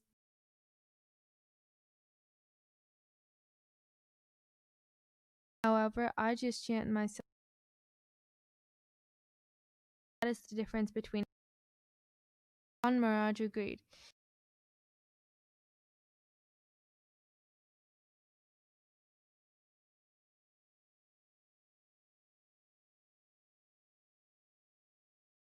And prasad for them.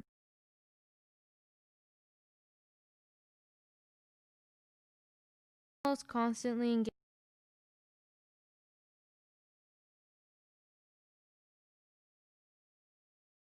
some of the devotees. As well-known artist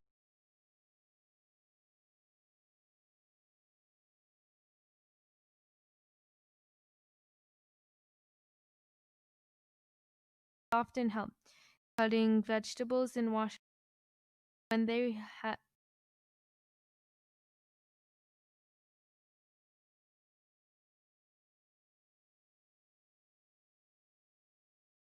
parents had immigrated. He knew both Russian.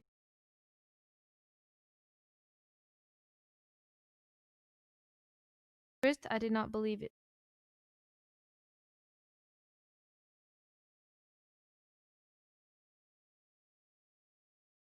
Door behind him, so that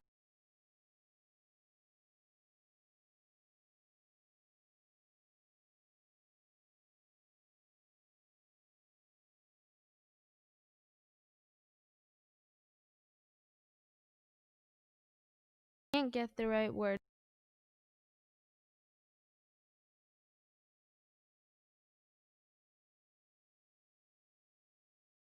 Ardharaja,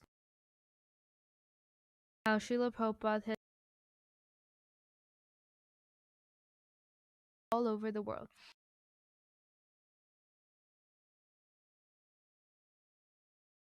Looked like a champion.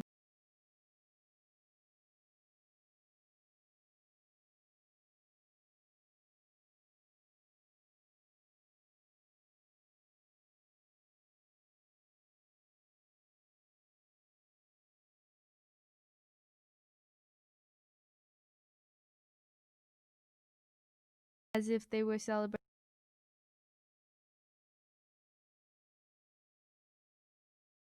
That was how someone also play harmonium.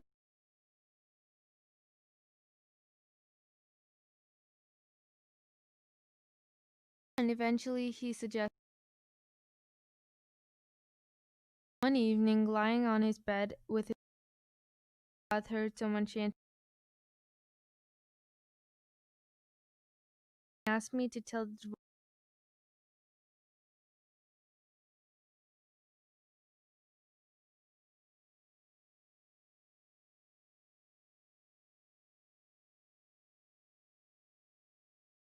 Prabhupada also liked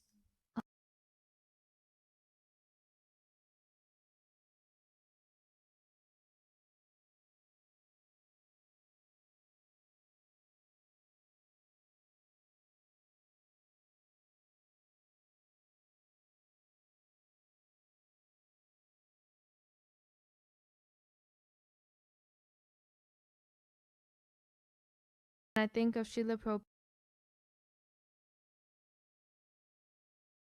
I hear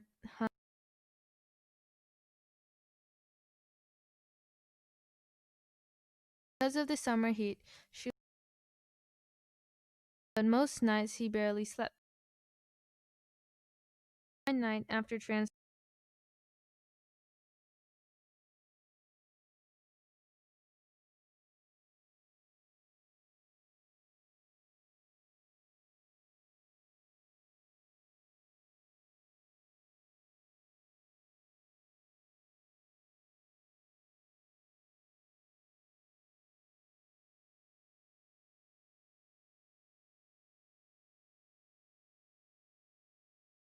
had more than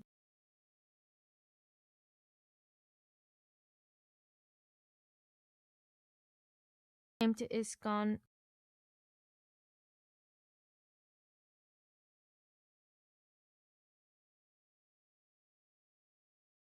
I wished I had been there early in his when he had been alone in. My heart melted with gratitude. I wish I had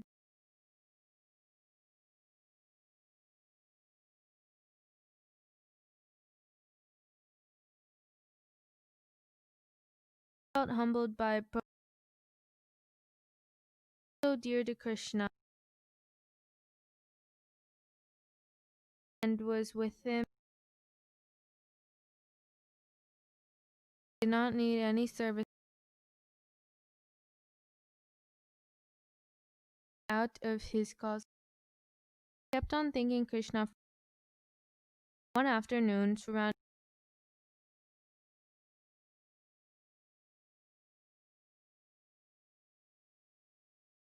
acharyas, I felt a little. On other occasions, Shankacharya's teaching, there were so many seniors. I remained quiet. That night, I rather hesitantly, when his teachings were against. God was silent for Krishna descended Kali in the name of Vedic sacrifices of animals.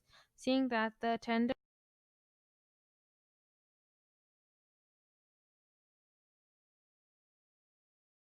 God nodded in approval.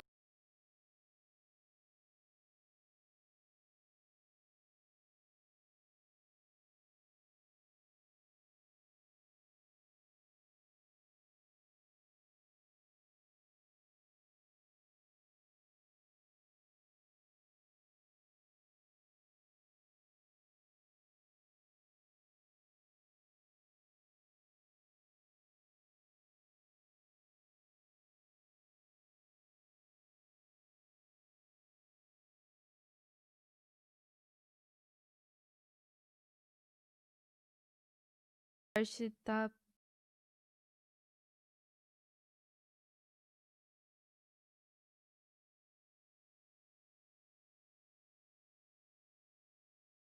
read the Vedas.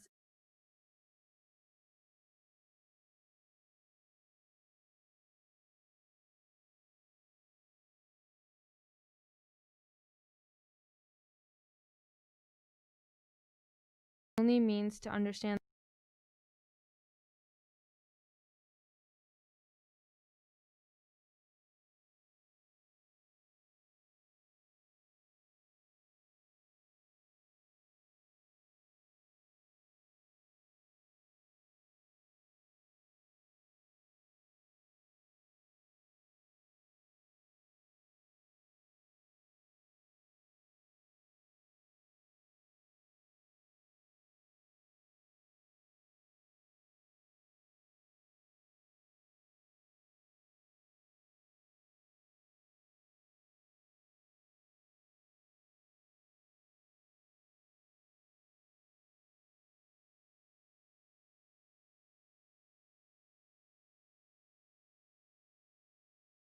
Shankaracharya came in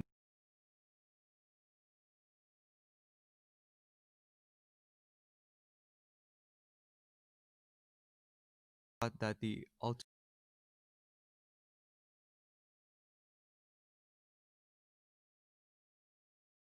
pointed out that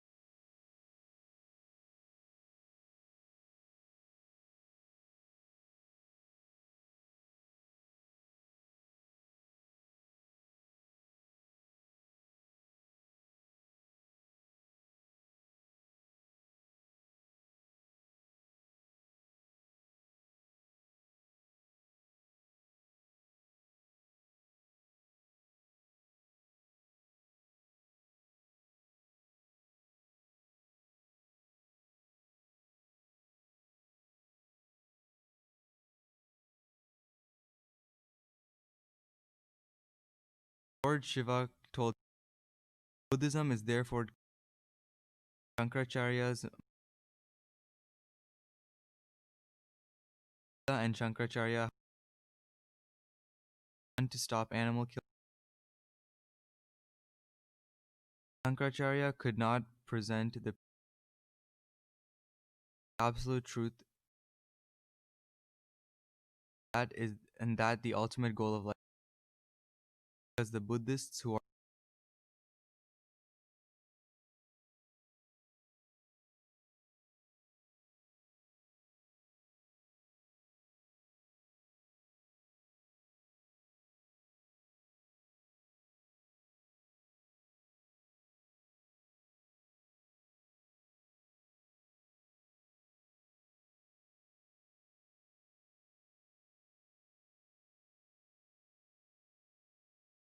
that created a conflict between Shankar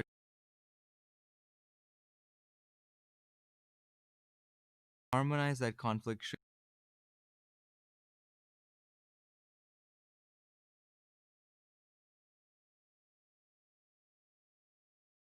simultaneously one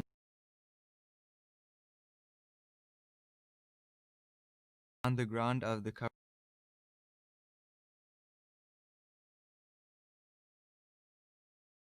that foundation of the in the temple Sri Chaitanya Maharaj. The entire building stands on that foundation. However, while the building goes up currently in the opposite direction,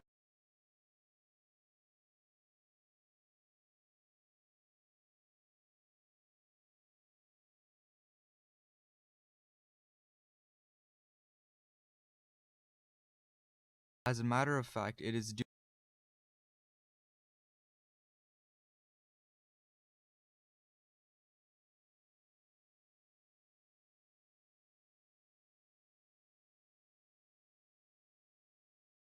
all been cleared away by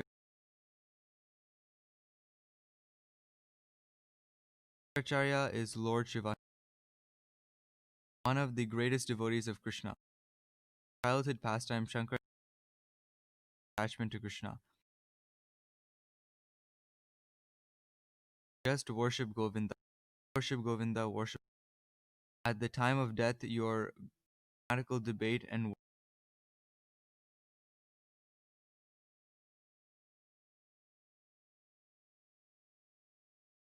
Acharya does not have any fault, because he is just an order carrier.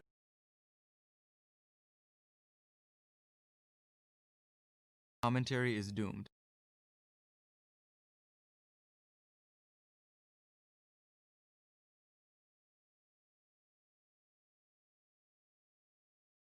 Sat down without a word. Mayavadis see only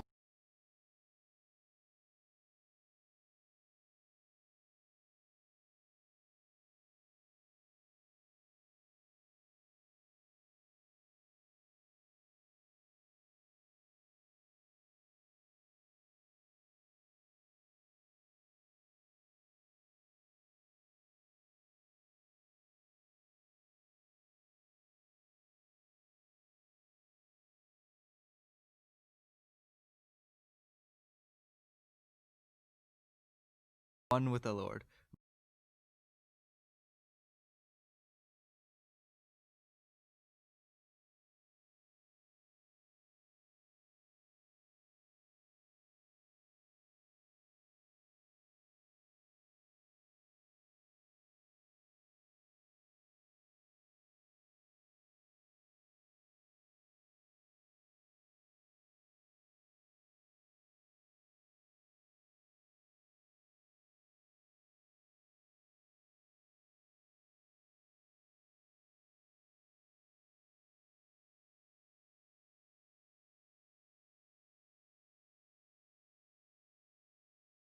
I do not think there is anything.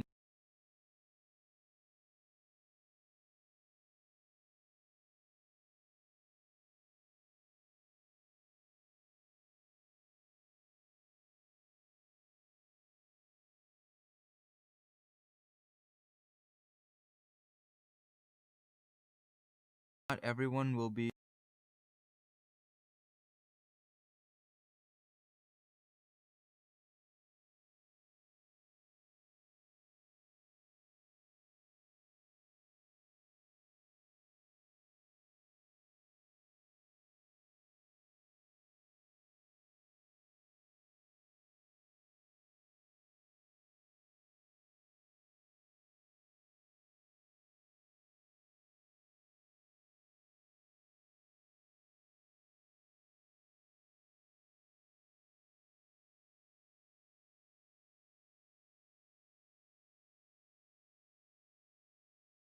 That for one of his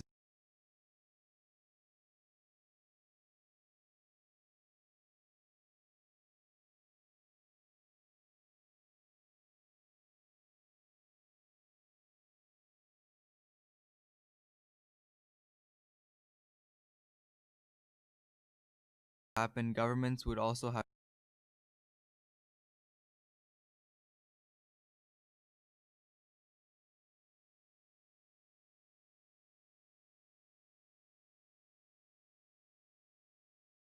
by the vote of the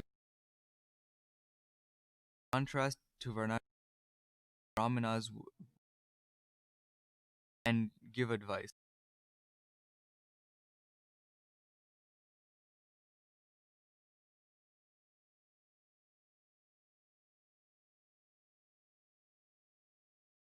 Rather than being exploited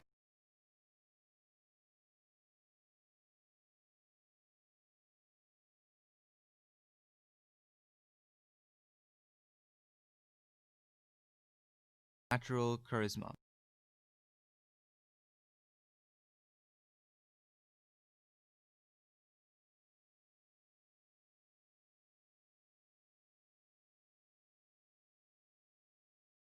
Governance.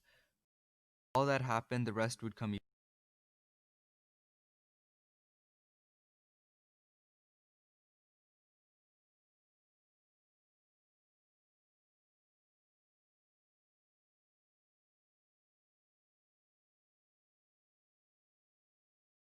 Among themselves and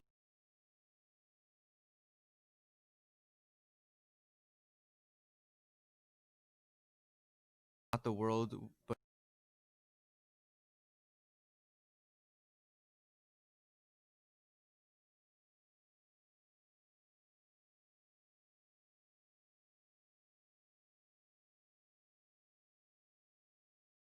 opt instead for a light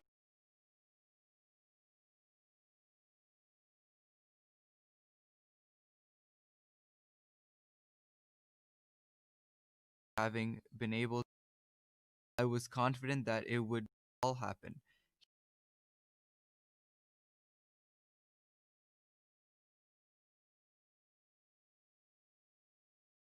Out the rest. And all over the world to every father would not be.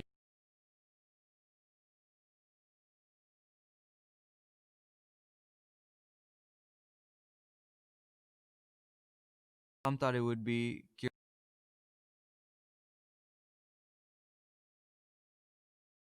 and others thought it would be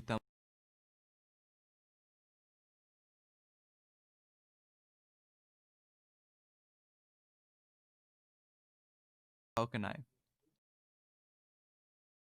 After he named 10 leading devotees to give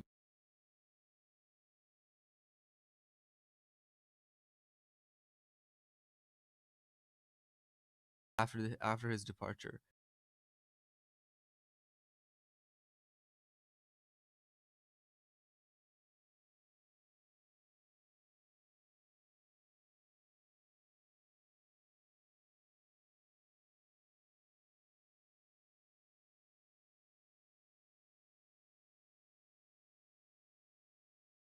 Dr.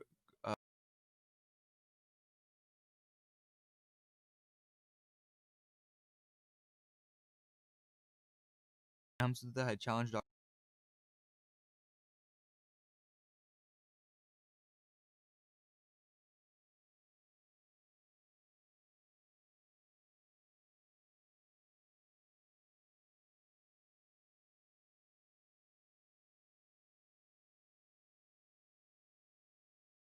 had been uh, had not been able to produce.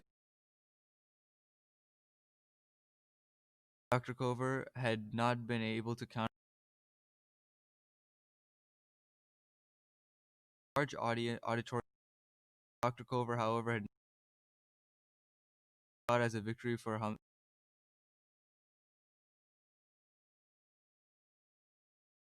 prominent leaders had been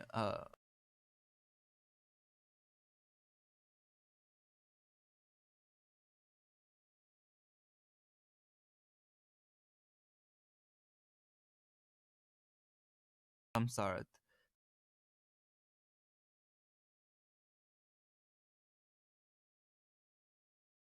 Involved with a woman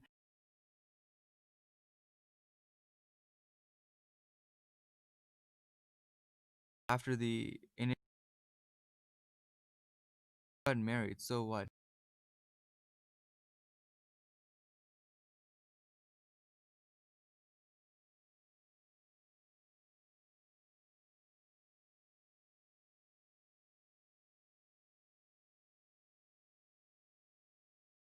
Radically, no matter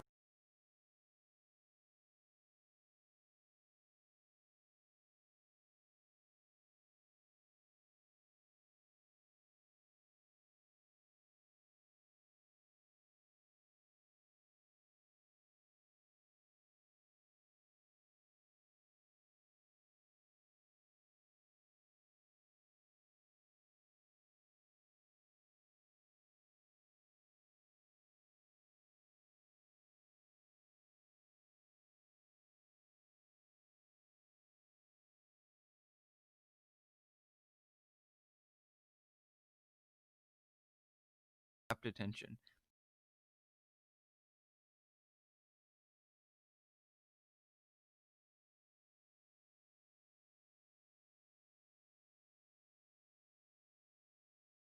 I thought you wanted us.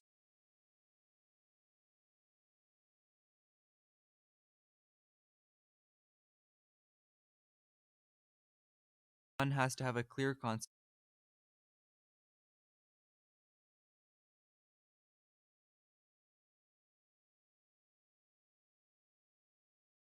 What can be better?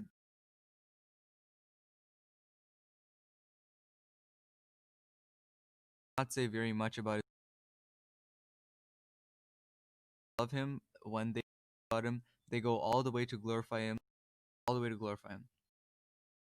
Bhagavatam is a scripture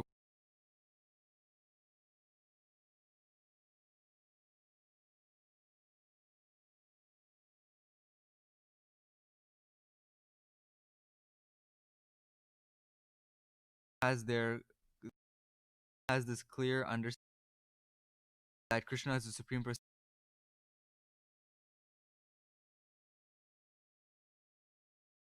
Afternoon, I inquired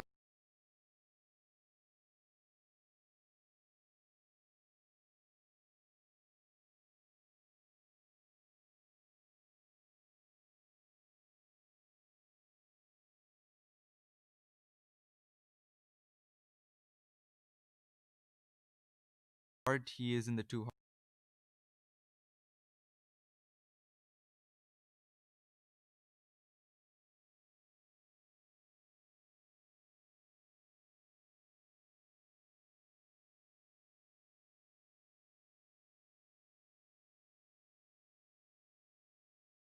got better.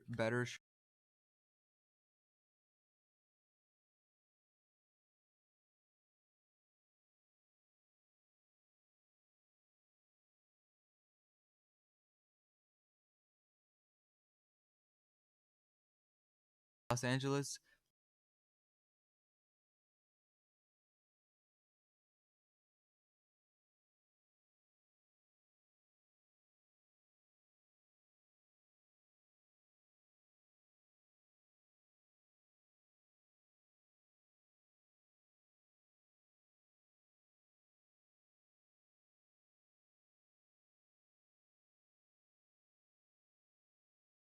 Health will become rejuvenated.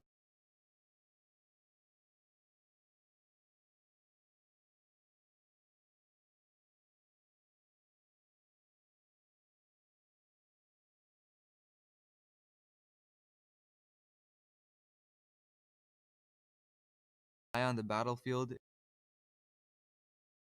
tired of laying in the bed, out on the battlefield, and time finally came for Shilpa at his feet.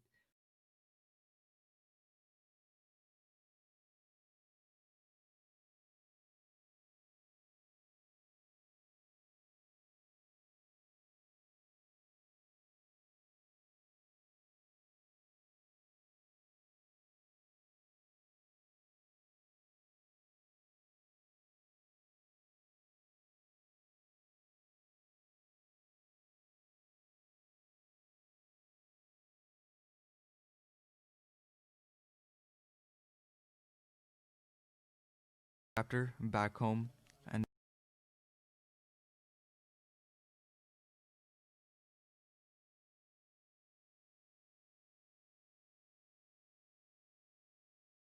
ride was difficult for Shilpa. And when he finally arrived at the airport, as the sun rose from the horizon, he let out a sigh of relief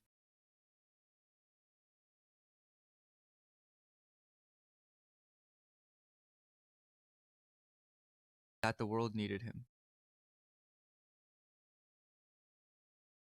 A crowd of devotees, cartloads from Vrindavan,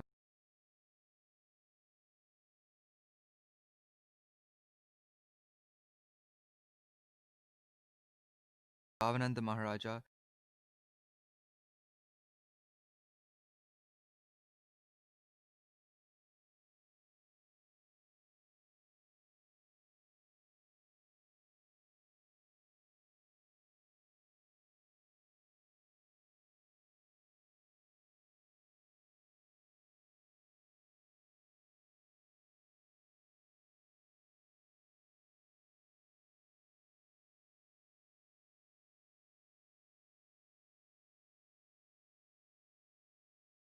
Mayapur, and expressed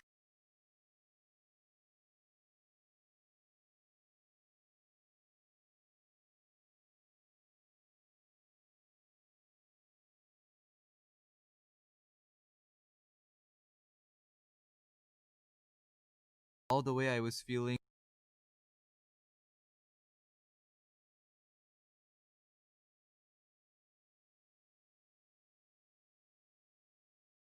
It was still early morning.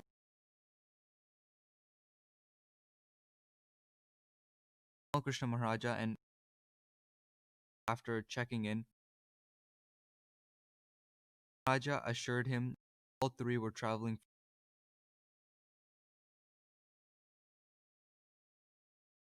Flight was announced, and father caressed my head.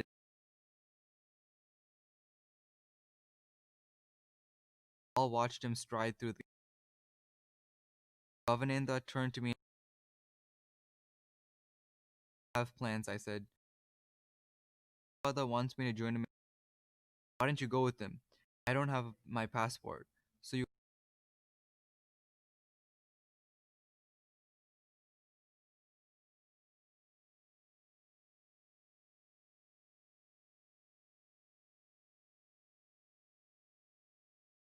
have to collect my belongings.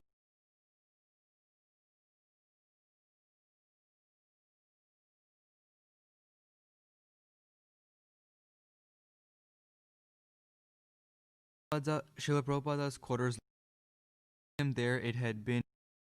Now it was quiet and seemed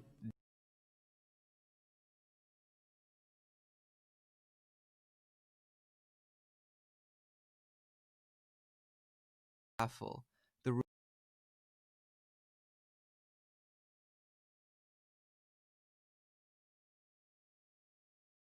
next room, his laundry was towel was still wet.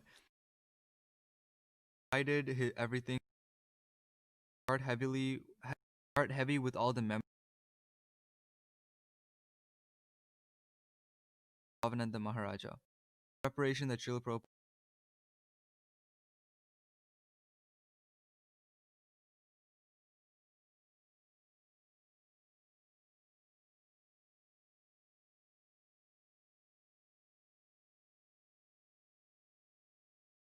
without any salt, spice.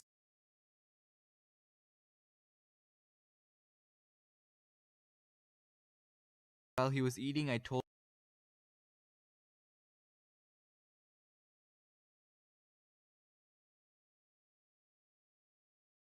laughed and said, Srila Prabhupada,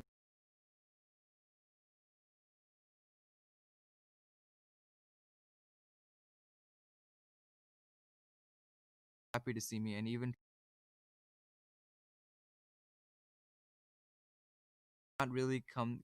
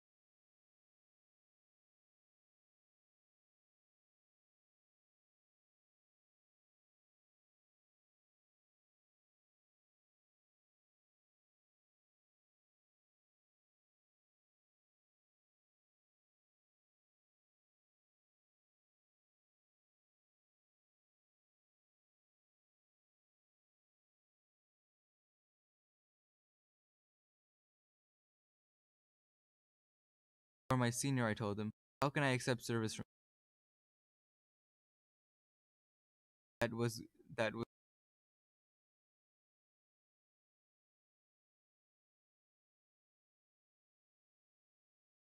already become such an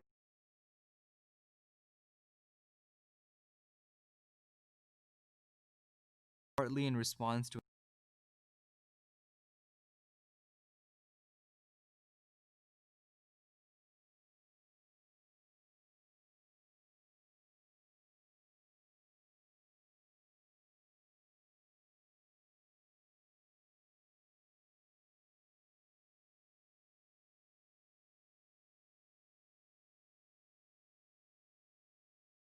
back to India. He was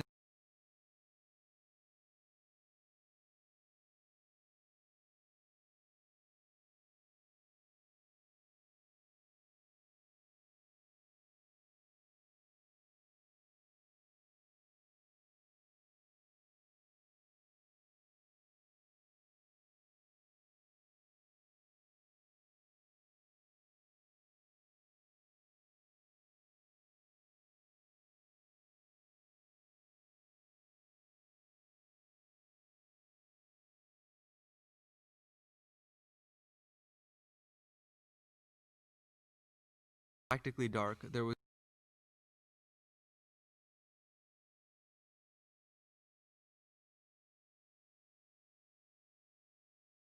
that had been used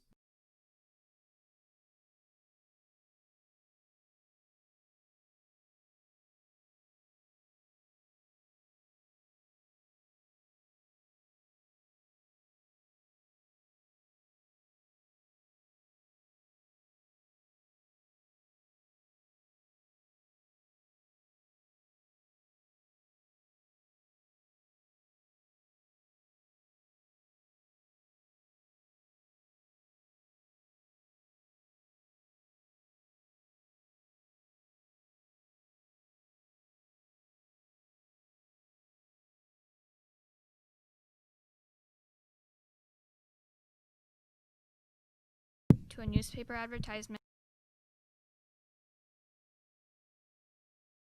and Bhavananda Maharaj asked me for the first time in my educated, intelligent. I was giving them the Bhagavad Gita class and informed me that it put a telegram for me. The telegram came from Tamil Krishna. Prabhupada wants you to come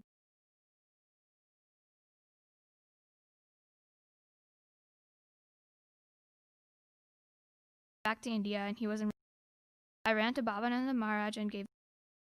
Maharaj said that since Prabhupada wanted me, I should leave for Vrindavan. I caught a flight to Delhi. The Delhi temple, I found Raj Prabhu, who were both. So I got a ride with them. When we arrived that evening, I went.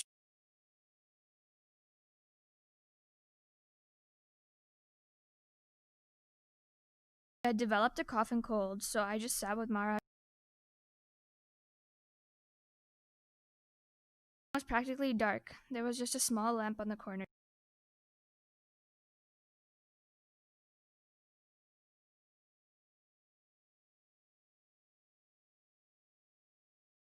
And I sat in a corner.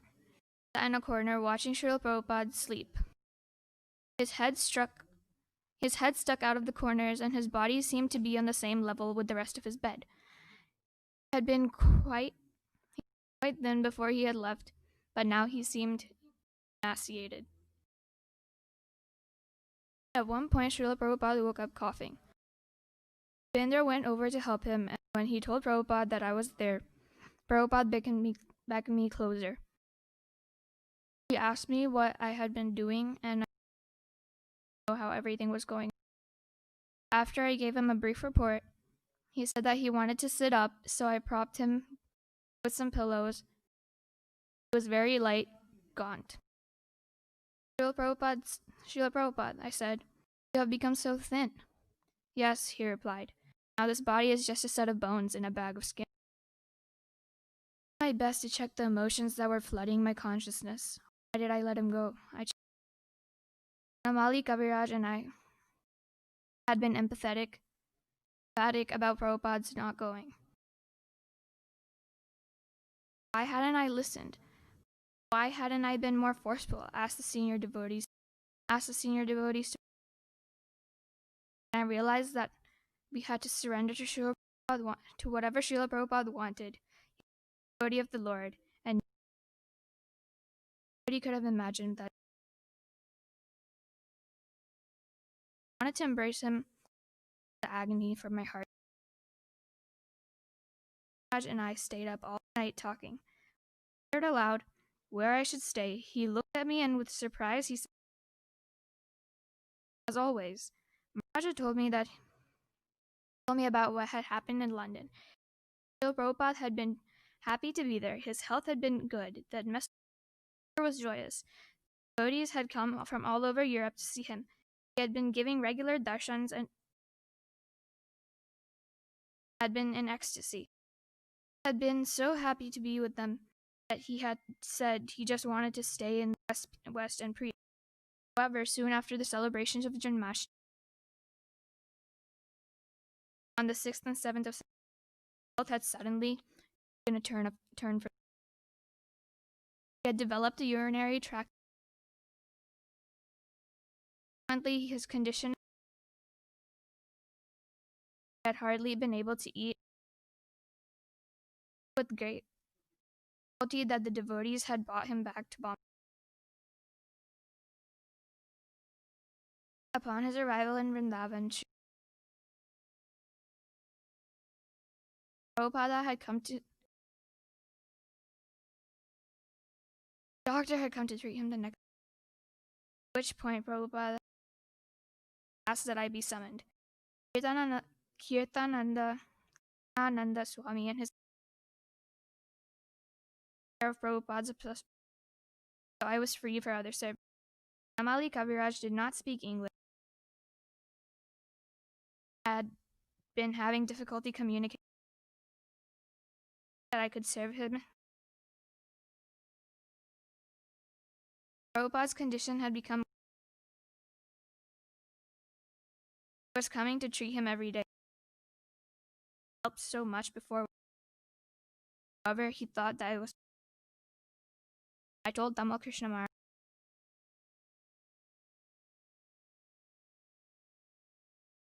I felt helpless. Srila Prabhupada's condition was critical.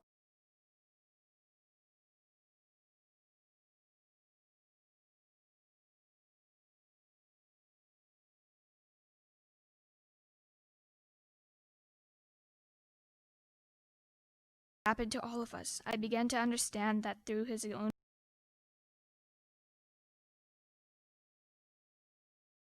Shima had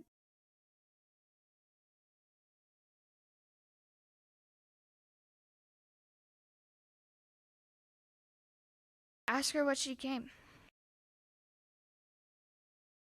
Although she was just a few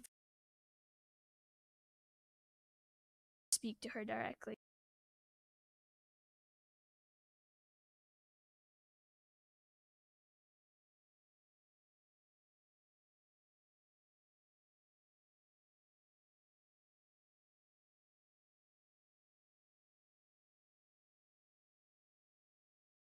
Why is she staying there?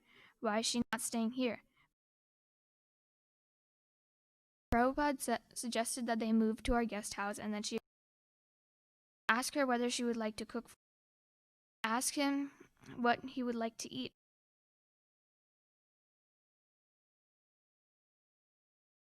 Shima wanted to know what.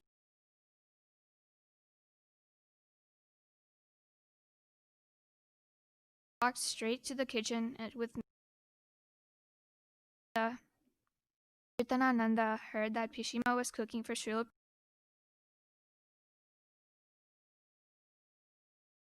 Heavy and spicy, he explained that he was to please her.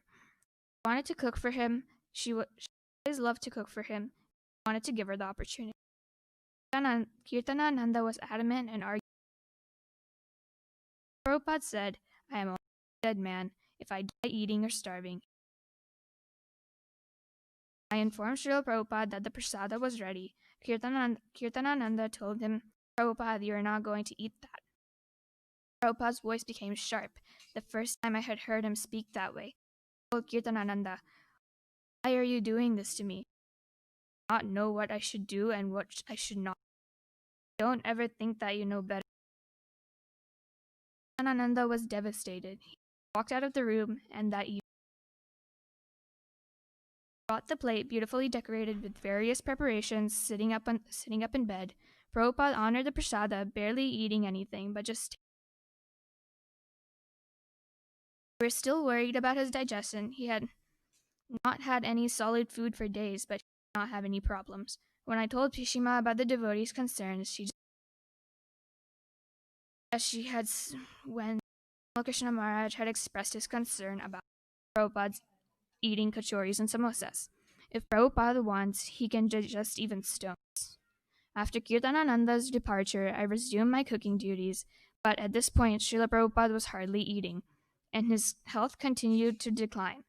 Nevertheless, I cooked for him every day, hoping that his appetite would eventually return.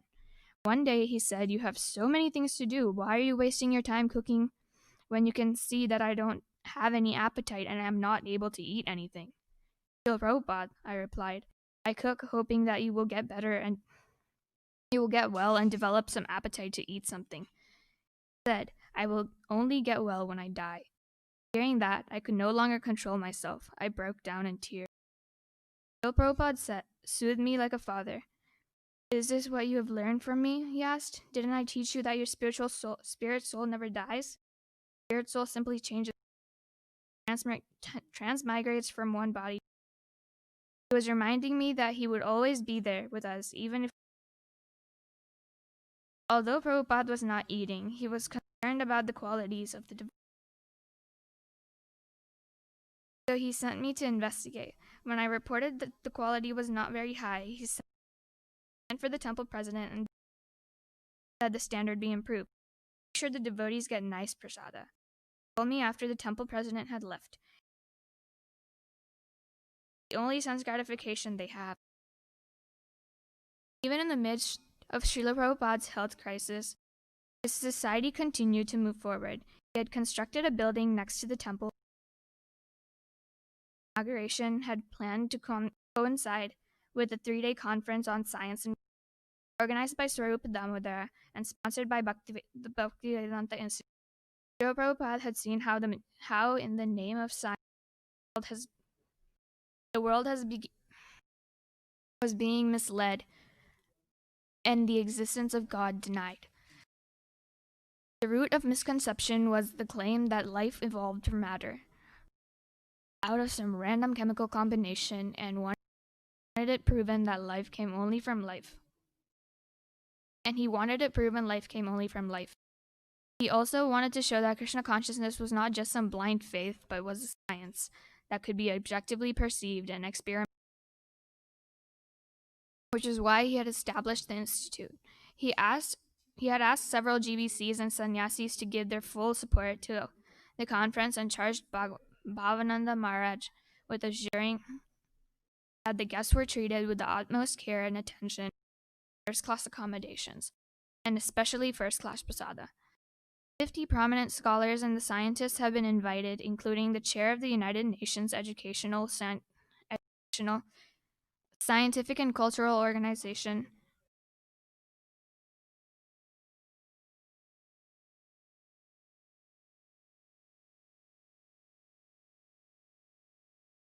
UNESCO, who would give the opening address representing ISKCON.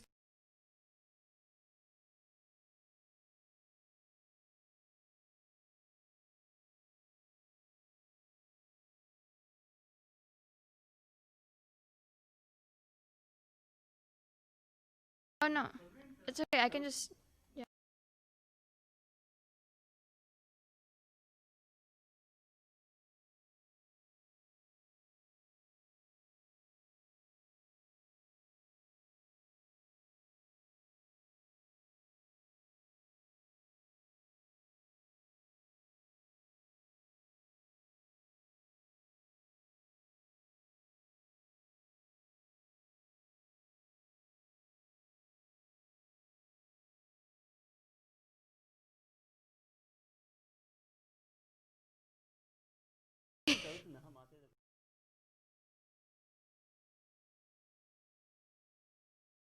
UNESCO,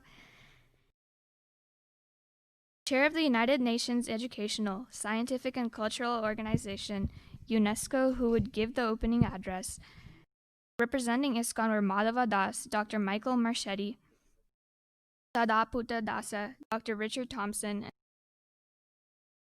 On the advice of Tamal Krishna Maharaj, each lecture was followed by a response by one of our devotee scientists, and the audience was invited to ask questions. At the end of the 3-day program, there was a press conference drawing reporters from as far as Delhi, and All India radio broadcasted nationwide. A follow-up conference was planned with scientists from Delhi's Indian National Science Academy. One group was already doing research on the nature of consciousness and were eager to exchange ideas with the scientists from Bhaktivedanta Institute. There would be a program on the national television entitled Life Cannot Evolve from Dead Matter. Srila Prabhupada suggested that the Institute scientists also present their ideas in books, and at his urging, Swarupa Damodar assured him that they would organize more such conferences in India, and then, once they had established themselves and gained more experience in the West, Prabhupada had not been able to participate in the conference personally. He was extremely pleased with the outcome and especially happy that the devotees had so expertly established culture and pointed out the flaw of Krishna consciousness he declared was the real science, the science of spiritual reality. One afternoon, when Srila Prabhupada was in bed, Tamal Krishna Maharaj came in and asked me if he was asleep. Hearing Maharaj's voice, Prabhupada inquired if he wanted to tell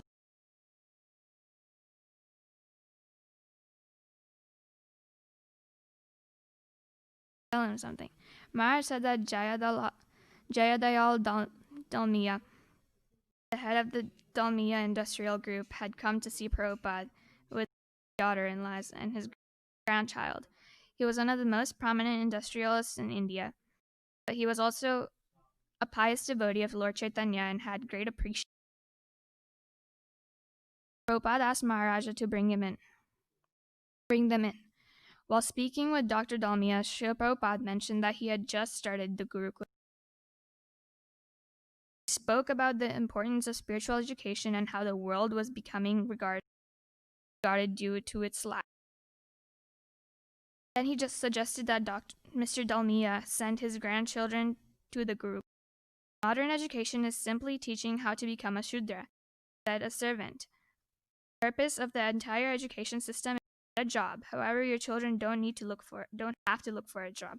Rather, they will provide jobs for so many. Your grandchildren should become the leaders. And in order to become an ideal, know how to lead. Therefore, they need spiritual knowledge. Know what the ultimate goal of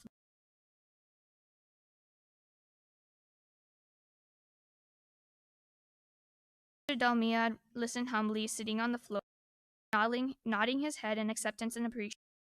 Years after, one of his sons, Ajaya Hari Dalmia, that after his father had met with Srila Prabhupada, he had returned to Delhi and asked them to send their Bhaktivedanta Gurukul. On receiving his father's about to send his only son, he had changed his mind. Srila Prabhupada himself had 3 sons, Prayag, Mathura, and Vrindavan. No one knew what had happened to Prayag. He had just disappeared. Mathura never came to see his father, but Vrindavan would visit every now and then, and Prabhupada had a lot of affection for him. When he came to visit once and asked Prabhupada for some financial help for his business, Prabhupada initially agreed and told Tamal Krishna Maharaj. When Vrindavan came back the next day, Prabhupada told him that he had instead to give him a pension every month. Unless one is dedicated, endeavoring very hard, he cannot be successful. I was 70 years old.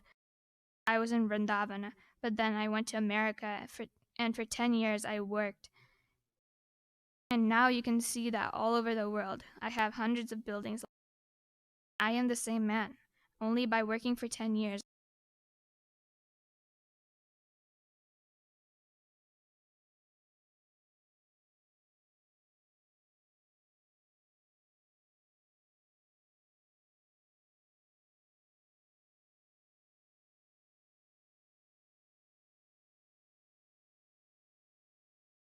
There must be the ability, there must be endeavor, and there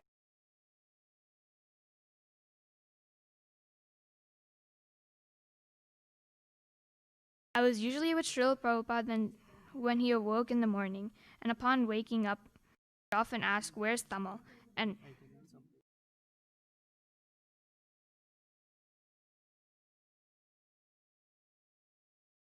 I was usually with Srila Prabhupada when he awoke in the morning, upon waking up, called Tamal Krishna Maharaj.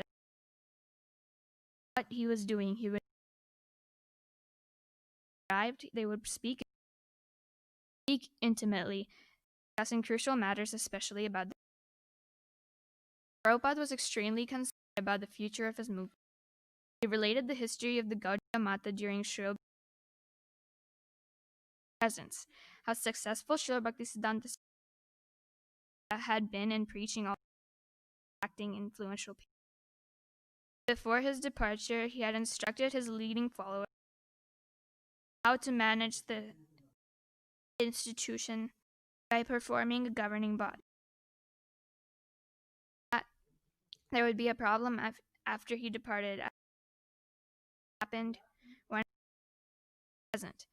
He wanted his leaders to overcome the crisis, although through collective management. Srila Prabhupada described how it was unfortunate that Srila Bhaktisiddhanta's passing, some of Prabhupada's leading god brothers had rejected the idea of a governing body that appointed an acharya, which had led to factions, court battles for legal, some of which are still going on, and the institution's eventual collapse. Although many members maintained spiritual practice and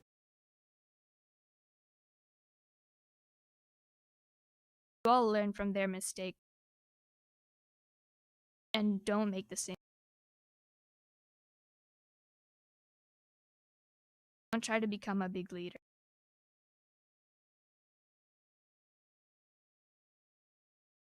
By spreading Krishna consciousness all over the world, I have given all everything. Not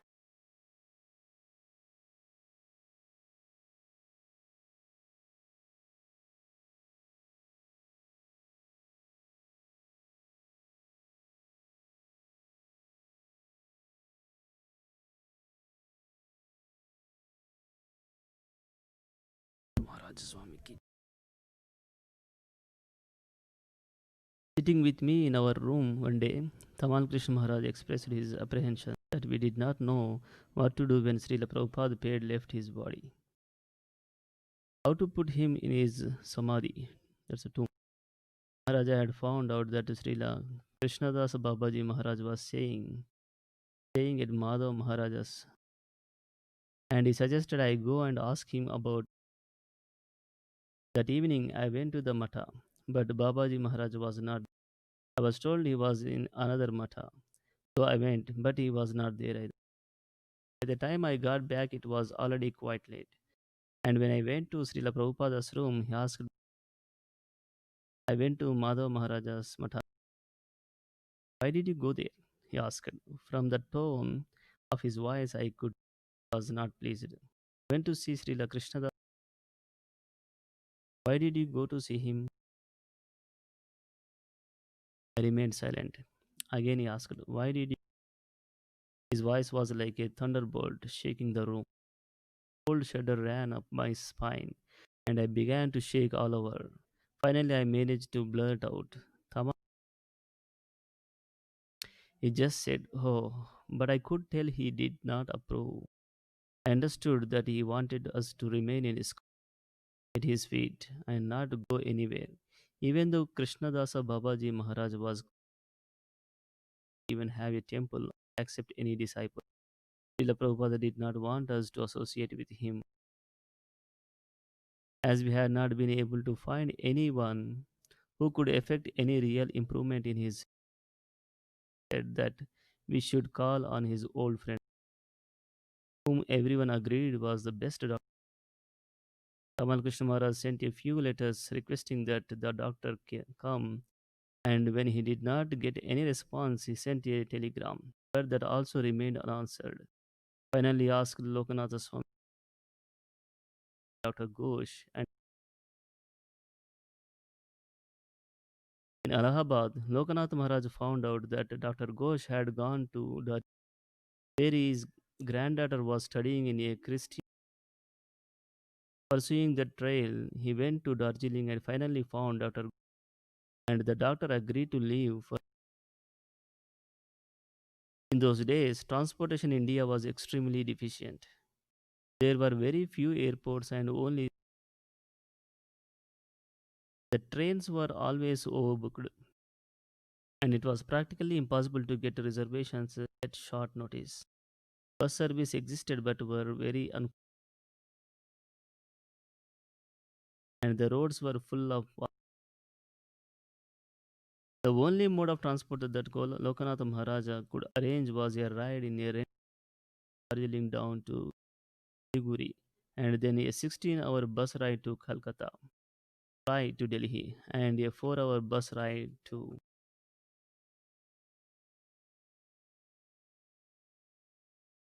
Vrindavana. Dr. Ghosh was Srila Prabhupada's age, a couple of years over. Prabhupada's sake, he tolerated all the difficulties, and after so many years, the two were extreme. Dr. Ghosh was shocked, emaciated condition. He could tell that his main problem.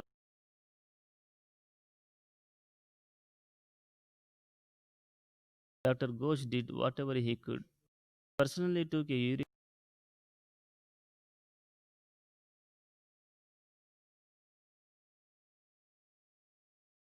like chena, mixed with sugar, prescribed an enema with glucose and salt,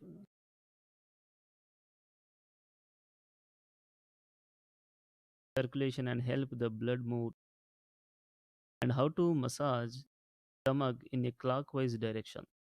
We could see from Dr. Ghosh's interaction with Srila Prabhupada,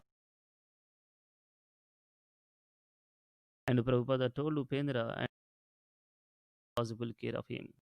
Since Lokanath Maharaj was already acquainted with the, but whenever I had chance, I would check. I wanted to know about Dr. Ghosh's early days in Allahabad with Srila Prabhupada. And when I asked, he described to me what an exemplary personality Prabhupada had always been. Prabhupada had been running his pharmaceutical business, but his heart had not been in it. People took advantage of his sympathy, but he did not really care. He and doctor often met in the evening to talk, and whenever and how to spread Krishna around the world. He would tell Dr. Kosh, we both have, but your business is to body, whereas mine is to cure the soul. After treating Srila Prabhupada for a few days to establish a routine, Dr. Ghosh left. Since the allopathic treatment had begun, a local physician, but after he tried prescribing various medicines and even diagnosed Prabhupada with tuberculosis, he was dismissed.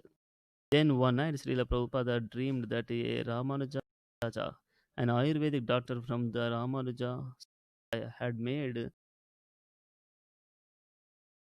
Makaradvaja Makaradvaja from him. We all felt that it was an indication that and if this happened, if Prabhupada would take that medicine, he would be cured. So Tamal Krishna Maharaj told me to look around and try to find one. The first place I went was the Sri Ranganatha temple, the seat of Ram, but no one there knew. Then I went looking at different. Finally, I found a sadhu who claimed that he was adept in the art of preparing Ayurvedic medicine. Karadvaja.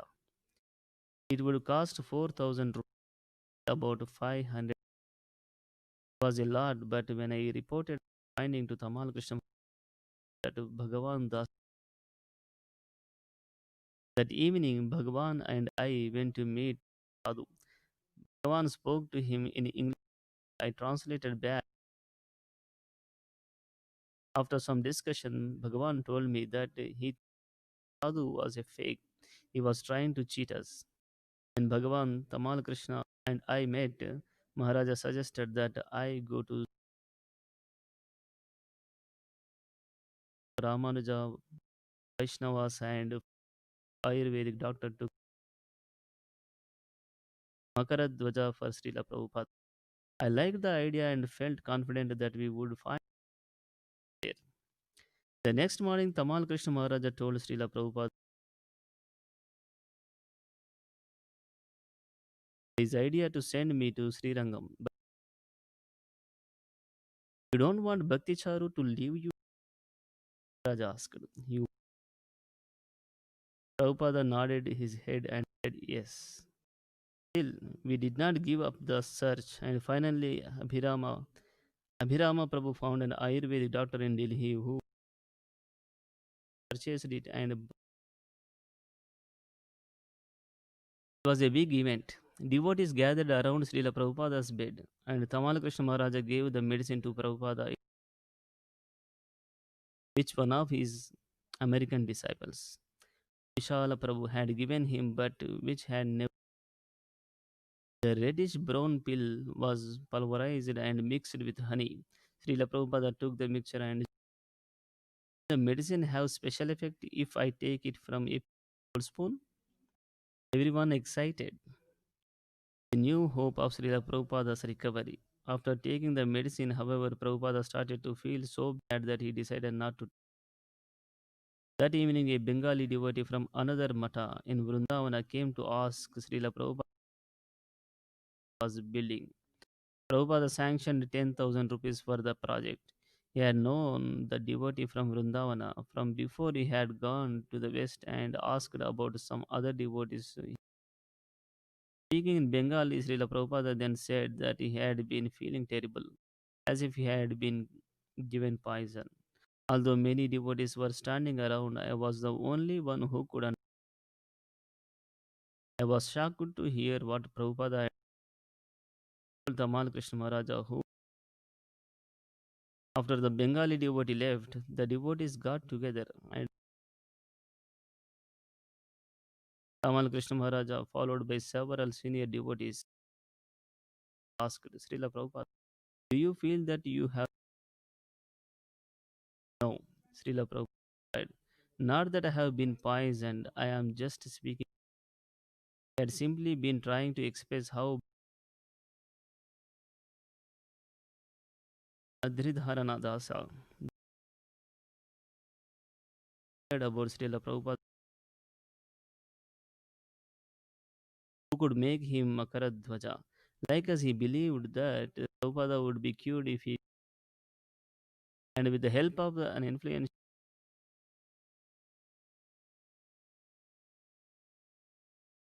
would be the right person to prepare. Days later, Adridharana arrived with the Kaviraja. Damodara Prasad Shastri, a pleasant middle-aged. The doctor felt Srila Prabhupada's pulse for some time, perhaps 5 minutes, while talking to him casually. Pressing Prabhupada's feet and hands, asked about his pain, and Tamal Krishna Maharaj said that the doctor in London, Maharaja Damodara Prasad, and I went to the office to discuss Srila Prabhupada's health and what needed to be done. Damodar Prasad did not speak English. He told us that Prabhupada's condition was further aggravated by his weakness. He was not able to fight off or rectify his ailment. He mentioned that the kidneys played they filtered the blood that supplied energy to the body, and according to Ayurveda, diverted the urine to. Therefore, when the kidneys malfunction, the impurities causing swelling of the told him that Vanamali Kaviraja had also said that Srila Prabhupada had given him some medicine. Two types of salt, one white and the other mixed with the extra nava and Patarkuchi leaves. Damodar Prasad agreed that the extracts were related how Vanamali how Prabhupada's health had improved, how he had decided to go to the West, then how his condition had deteriorated. When Prabhupada had returned to Vrindavan, Vanamali Raja had resumed the trip, but he had stopped when he saw that his medicines were.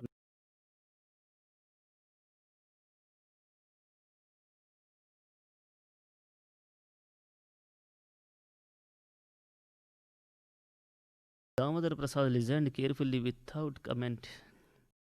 Then he said that he would prepare something to give to Prabhupada. Although he had been brought to Vrindavana to Paradhvaja, he did not mention it but prepared several other kinds of medicine instead. He seemed confident of curing Prabhupada, but when he spoke to us, he expressed serious concern. Adridharana was saying, Adridharana was staying in the same room in the guest house with Damodar Prasad, and sometimes he would observe the Kaviraja sitting up in his bed. When Adridharana asked if something was troubling him, Damodara Prasad told him that he was worried about Prabhupada. When he was speaking with Srila Prabhupada, Damodara Prasad assured him that he would cure him. But Prabhupada responded that medicine could not counteract the loss of material nature, birth, death, old age, and disease. I told Damodar Prasad, Prabhupada had said about feeling like he had poisoned, but he brushed that aside. When someone feels pain of discomfort, he said, he may say something like, I have been poisoned. Prabhupada is a pure devotee of the Krishna's mercy also has inconceivable. These are all his past.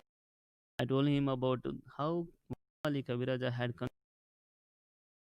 Makara Dwaja, but had wanted to wait when the cold weather would help him. I also told him about the Makara Dwaja that had how sick it had made Prabhupada. Damodar Prasad thought for a minute and said, Makara Dwaja is like nectar, but it is very strong, tonic. Therefore, the body must be able to absorb the medicine without even seeing. Whoever gave it like that made a mistake. Besides that, it is prepared for effects. It can be quite harmful. I began to see what a big mistake had been made. What can be done now? I asked. I'm trying my best. Although Damodar Prasad tried to console me, a terrible weight remained in my heart. I told Tamal Krishna Maharaja about the conversation and also about how Vanamali was treating him. I expressed my concern that now that Prabhupada's health condition was much weaker, he would not be able to absorb such a powerful. Tamal Krishna Maharaja reminded that it was Srila Prabhupada after who had wanted to take it. Damodar Prasad was getting messages urging him to return. The other patients were in need of his treatment. He was determined to stay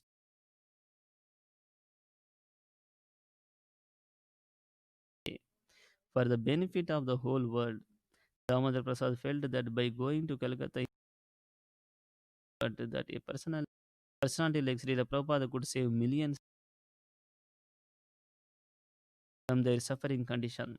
One day, while feeling Srila Prabhupada's pulse, Damodar Prasad said, Swamiji, I am convinced that this is all your pastimes. Just a while ago, when I felt your pulse, the beat that of a dying man. But now it is strong and steady like that of. We could see that his medicine was their effect. Srila Prabhupada was not eating, and for some time he did not evacuate. But the medicine had started to clean. That was important. Damodar Prasad told us other Prabhupada's body would be flooded with toxins. He suggested that we do not give only diluted milk. Prabhupada started to take that regularly and again had hope for his recovery. When Jayapatak Maharaj arrived from Mayapur one day, Srila Prabhupada wanted to hear about Mayapur and Prabhupada's delight, Maharaja reported that everything was going one nice. Although they had only two books, Bengali, Dargan and Bhagavan Air Katha. They had distributed 40,000 books. When Maharaja told Srila Prabhupada that some of the landlords with property adjoining ours were willing to sell the land, Prabhupada asked him to buy 2 acres right away. He would forward the money. Prabhupada also instructed Maharaja to build a Nath Mandira hall at the temple, the Yoga Pita, Chaitanya Mahaprabhu's birth. Also at his god brother Srila Siddhartha Maharaja's temple. Jayapataka Swami told him about the devotee's desire to start construction on it. The original plan to build a temple 250 feet high was a practical one and it could have been accomplished $1 million. But the architect Virabi Swami was increasing the height by 50 feet every day. The cost was going up $25 million for each feet. And now his design was for 400 feet and the cost was 90 million. Jayapataka Swami expressed his desire to complete the temple during Sri At that, Srila Prabhupada just smiled and said, "Now, very brief. At any moment I can." Maharaja's voice became, "We are all praying that Krishna will give back," he said. "We are a bunch of neophytes. What ability do we have? Without your inspiration, association, guidance, we won't be possible for us to do anything." One afternoon, Lokanath Maharaja, whose regular program was Padayatra, walking and riding a bullock cart village across the country, was telling Srila Prabhupada about his trip to Badrinath.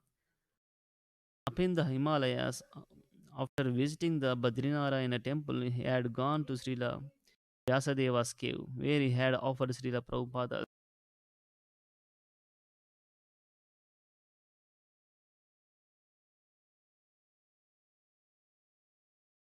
Srila Prabhupada's English translation of Srimad Bhagavatam, and then he had gone on to the place where Bhima, the second of the five Pandava brothers, had felt his body during their Mahaprasthana final journey. When Yudhishthira Maharaja had learned of Krishna's departure, he had decided to leave this world by walking toward the Himalayas without eating, and his other brothers and Draupadi had followed. The first one to fall had been Draupadi, followed by Sahadeva, Nakula, and Arjuna. Bhima had left his body high in the Himalayas near Badrinath. Hearing of Lokanath Maharaja's pilgrimage, Srila Prabhupada asked him if he could organize a bullock cart parikrama circumambulation for him. Lokanath Maharaja was excited by the idea and assured that it would not be difficult. The devotees shared Maharaja's excitement, but those of us who had been serving Srila Prabhupada closely and were more in condition, Tamal Krishna Maharaja, Bhavananda Maharaja, Upendra, and I were concerned that he was not fit for such a venture. The roads were rough and in disrepair, and we knew that he was in no shape to arduous journey on a bullock cart. Tamal Krishna Maharaja and Bhavananda Maharaja tried to persuade his body was so weak. Prabhupada agreed to reduce the parikrama to just go Vardhana, but he did not give up the idea. Not fully understanding the gravity of the situation, proposal with unbridled enthusiasm.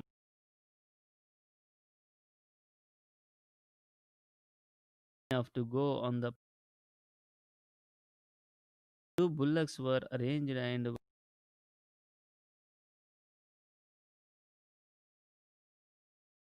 atmosphere of the temple was vibrant.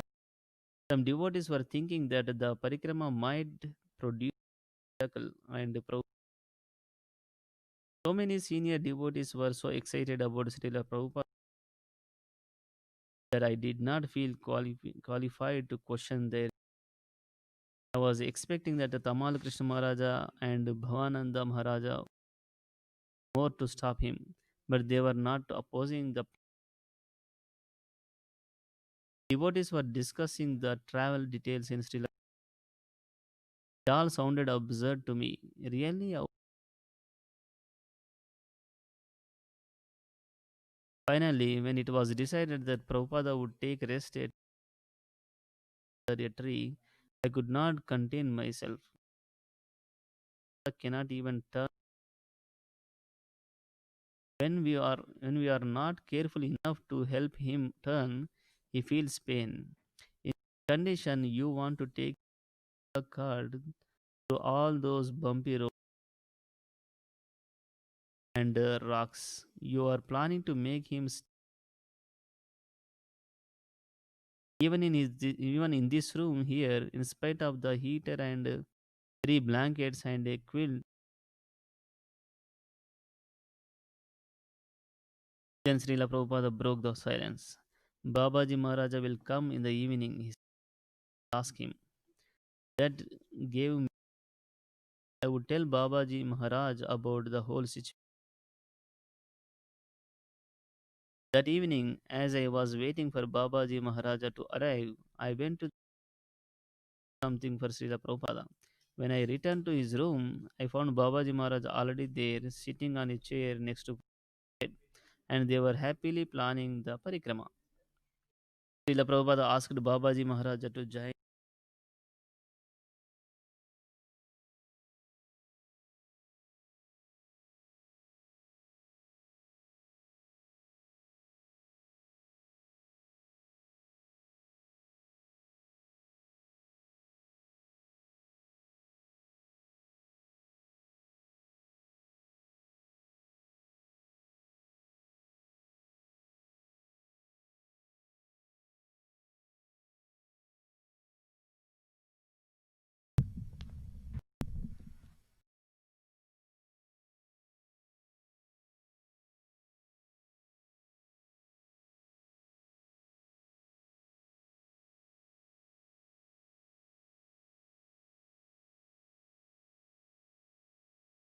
Father asked Babaji Maharaj to join him, and he agreed.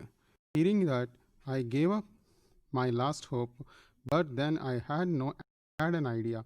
I went to the made a plate of prasad and brought it to the room next to the Prabhupadas. Then I announced that I had prepared prasad for Babaji Maharaj. Prabhupada suggested that I bring it in, but when I said that it was already arranged next door, he told Maharaja to go. When Babaji Maharaj was eating, I told him about the whole situation and how when Loknath Maharaj had told Prabhupada about his visit to Badrinath and place where Bhima had left his body. Prabhupada had suggested that Golakart Parikrama of Vrindavana. I told him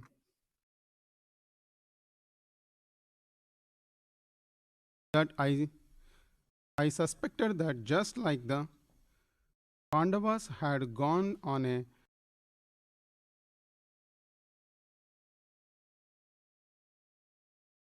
Mahaprasthana after they received the news of Krishna's disappearance, Srila Prabhupada was planning to leave his body doing parikrama of Vrindavana. After hearing everything, Babaji Maharaj declared, then he shouldn't go. Please tell him that. I begged. Me, he replied. How can I tell him? Maharaja, I insisted, are the only one who can stop him. I explained that we, his disciples, could not force Srila Prabhupada to change his mind, but that he would listen to his friend and god brother. Babaji Maharaja stood up, washed his hands and mouth, and walked straight into Prabhupada's room. I have heard everything, he told him, and I don't think you should go on this parikrama. Srila Prabhupada replied, if you feel that way, then I won't. Relieved, I hurried out to inform Tamalakrishna Maharaja as I was sprinting up the guest house stairs to him. I ran into him and Bhavananda Maharaja coming down and explained to them that Babaji Maharaja had convinced Prabhupada not to go to the parikrama. They had just been on their way to see Prabhupada to request him not to go. Excited, we all rushed to his room. Srila Prabhupada, Tamalakrishna Maharaja said, you put us through such anxiety that we could not make out how to deal with the situation. Srila Prabhupada looked at Babaji Maharaja and told him how much they love me. He told Maharaja about the humiliation and distress that Bhavananda Maharaja had gone through for him in Mayapur. Babaji Maharaja replied, they are fortunate that they have a spiritual master like you. News of Srila Prabhupada's critical condition was spreading, and anticipating that Prabhupada might soon leave his body. Sriman Narayana and Ramakrishna Babaji came to came to see him. They were old acquaintances, and at one point they wanted to speak with Prabhupada privately. So he suggested that the rest of us leave the room. Before leaving, however, I pressed the record button of the tape recorded on Prabhupada's beside table. When I told Tamalakrishna Maharaja that I had done, he thanked me and said that it had been a smart thing to do. When the meeting was over, I took the tape recorder to Maharaja's office and played it. Sriman Narayana and Ramakrishna Babaji had asked Prabhupada about who would be his successor, and he had told them that he was not going to appoint one. He was going the legacy to all his disciples, all his followers. A few days later in the evening, several of Srila Prabhupada's god brothers came to see him. As they sat on chairs around his bed, Prabhupada admitted that he had used strong expressions while preaching. He begged their forgiveness and that they ask all the other Vaishnavas to forgive him as well. Srila Bon Maharaj, sitting next to Prabhupada's head, told him that he had been in a position to chastise them and there was no offense in his action. He expressed his appreciation for Srila Prabhupada's achievements in preaching around the world, fulfilling the predictions of Sri Chaitanya Mahaprabhu. When Tamalakrishna Maharaja showed the group copies of the 12th canto of Srimad Bhagavatam, Srila Bon Maharaja, his voice ringing with appreciation, admitted that they were rich both inside and out. Inside, the books were rich with the wisdom of Srila Prabhupada had presented, and outside, the artwork, layout, and printing were of the highest quality. Tamalakrishna Maharaja told them how Srila Prabhupada's books had been translated into so many languages and how in Moscow the Russia government had shown its appreciation for the books in a certificate, nothing their contribution to peace and progress. Everyone listened with rapt attention as Maharaja described how a skyscraper in Manhattan had become a Krishna temple, and how 108 temples had been established all over the world. Everyone was extremely impressed, and Srila Prabhupada then asked us to serve them prasada. After the group left, Srila Prabhupada started to experience some pain in his right thigh. He did not usually show his pain, but he was obviously suffering, and he asked me to tie some salt in a piece of cloth, heat it, and press it on the area of his discomfort. The compress brought him some relief, but it was heartbreaking for us to see him in the condition, laying on his bed without saying anything. Tamalakrishna, Bhavananda, Upendra, and I all went sleepless that night. At around 5 the next morning, right after Mangala Arati, Damodar Prasad told me that Srila Prabhupada had not passed urine in 12 hours. If he did not pass urine soon, in about 14 hours, he would leave his body. He asked if he should use a catheter to help. I described the situation to Tamalakrishna Maharaja, who immediately called a meeting of the senior devotees. He told them about the Damodara Prasad's report and also that Prabhupada had empathically instructed that nothing should penetrate his body, no needles. Everybody agreed that a catheter should not be used. It was clear that Srila Prabhupada was about to leave his body. The door of his room, which for months had been closed and guarded, were thrown open, and devotees streamed in. Those who could not fit stood outside the large windows next to Prabhupada's bed. Everyone was chanting. I was standing by Prabhupada's head. When from time to time he opened his mouth, I would give him a bit of water. Krishnadasa Babaji Maharaj came and we sat him next to Srila Prabhupada's bed near his head.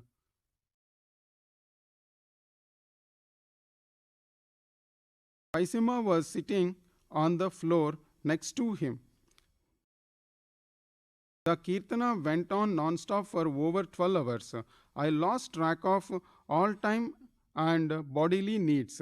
I just stood by Srila Prabhupada's bed holding the small silver lota, pouring water into his mouth as he opened it from the time to time.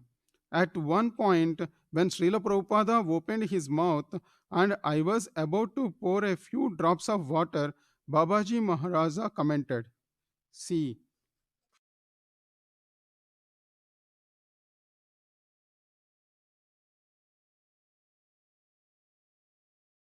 he is still chanting." Though Prabhupada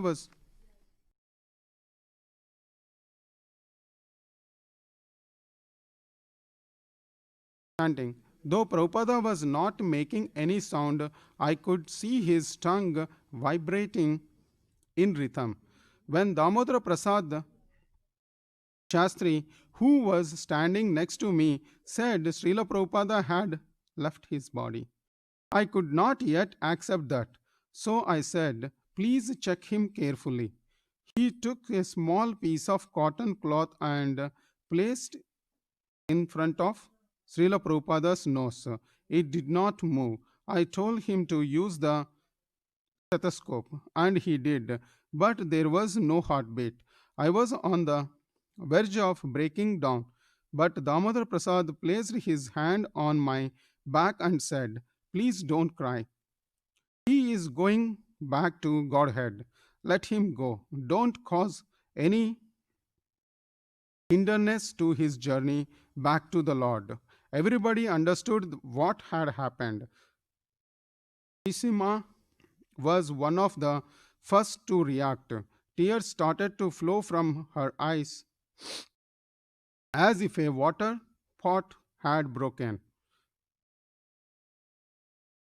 Manihara Dasa was sobbing, and I told him what Damodara Prasad had told me. Srila Prabhupada is going back home. Let us not cause any hindrance to his journey back. The devotees kept chanting. Some left the room.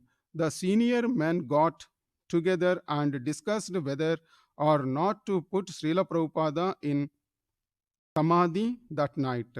Then news came from the leading Vaishnavas of Vrindavana that the following morning he should be taken to all the prominent temples in Vrindavana for a final darshan of the Lord. Srila Prabhupada's body was placed on his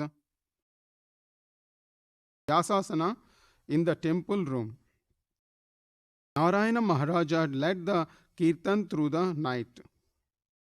In the morning, we placed the body on another Vyasasana and carried it in a procession of all the Vaishnavas' major temples. When the procession returned to the temple, Prabhupada's body was placed next to the burial pit, which had already been dug. Narayana Maharaja guided Tamalakrishna Maharaja and me in performing all the required rituals, bathing the body and dressing it in new clothes. Narayana Maharaja himself handed the kaupina,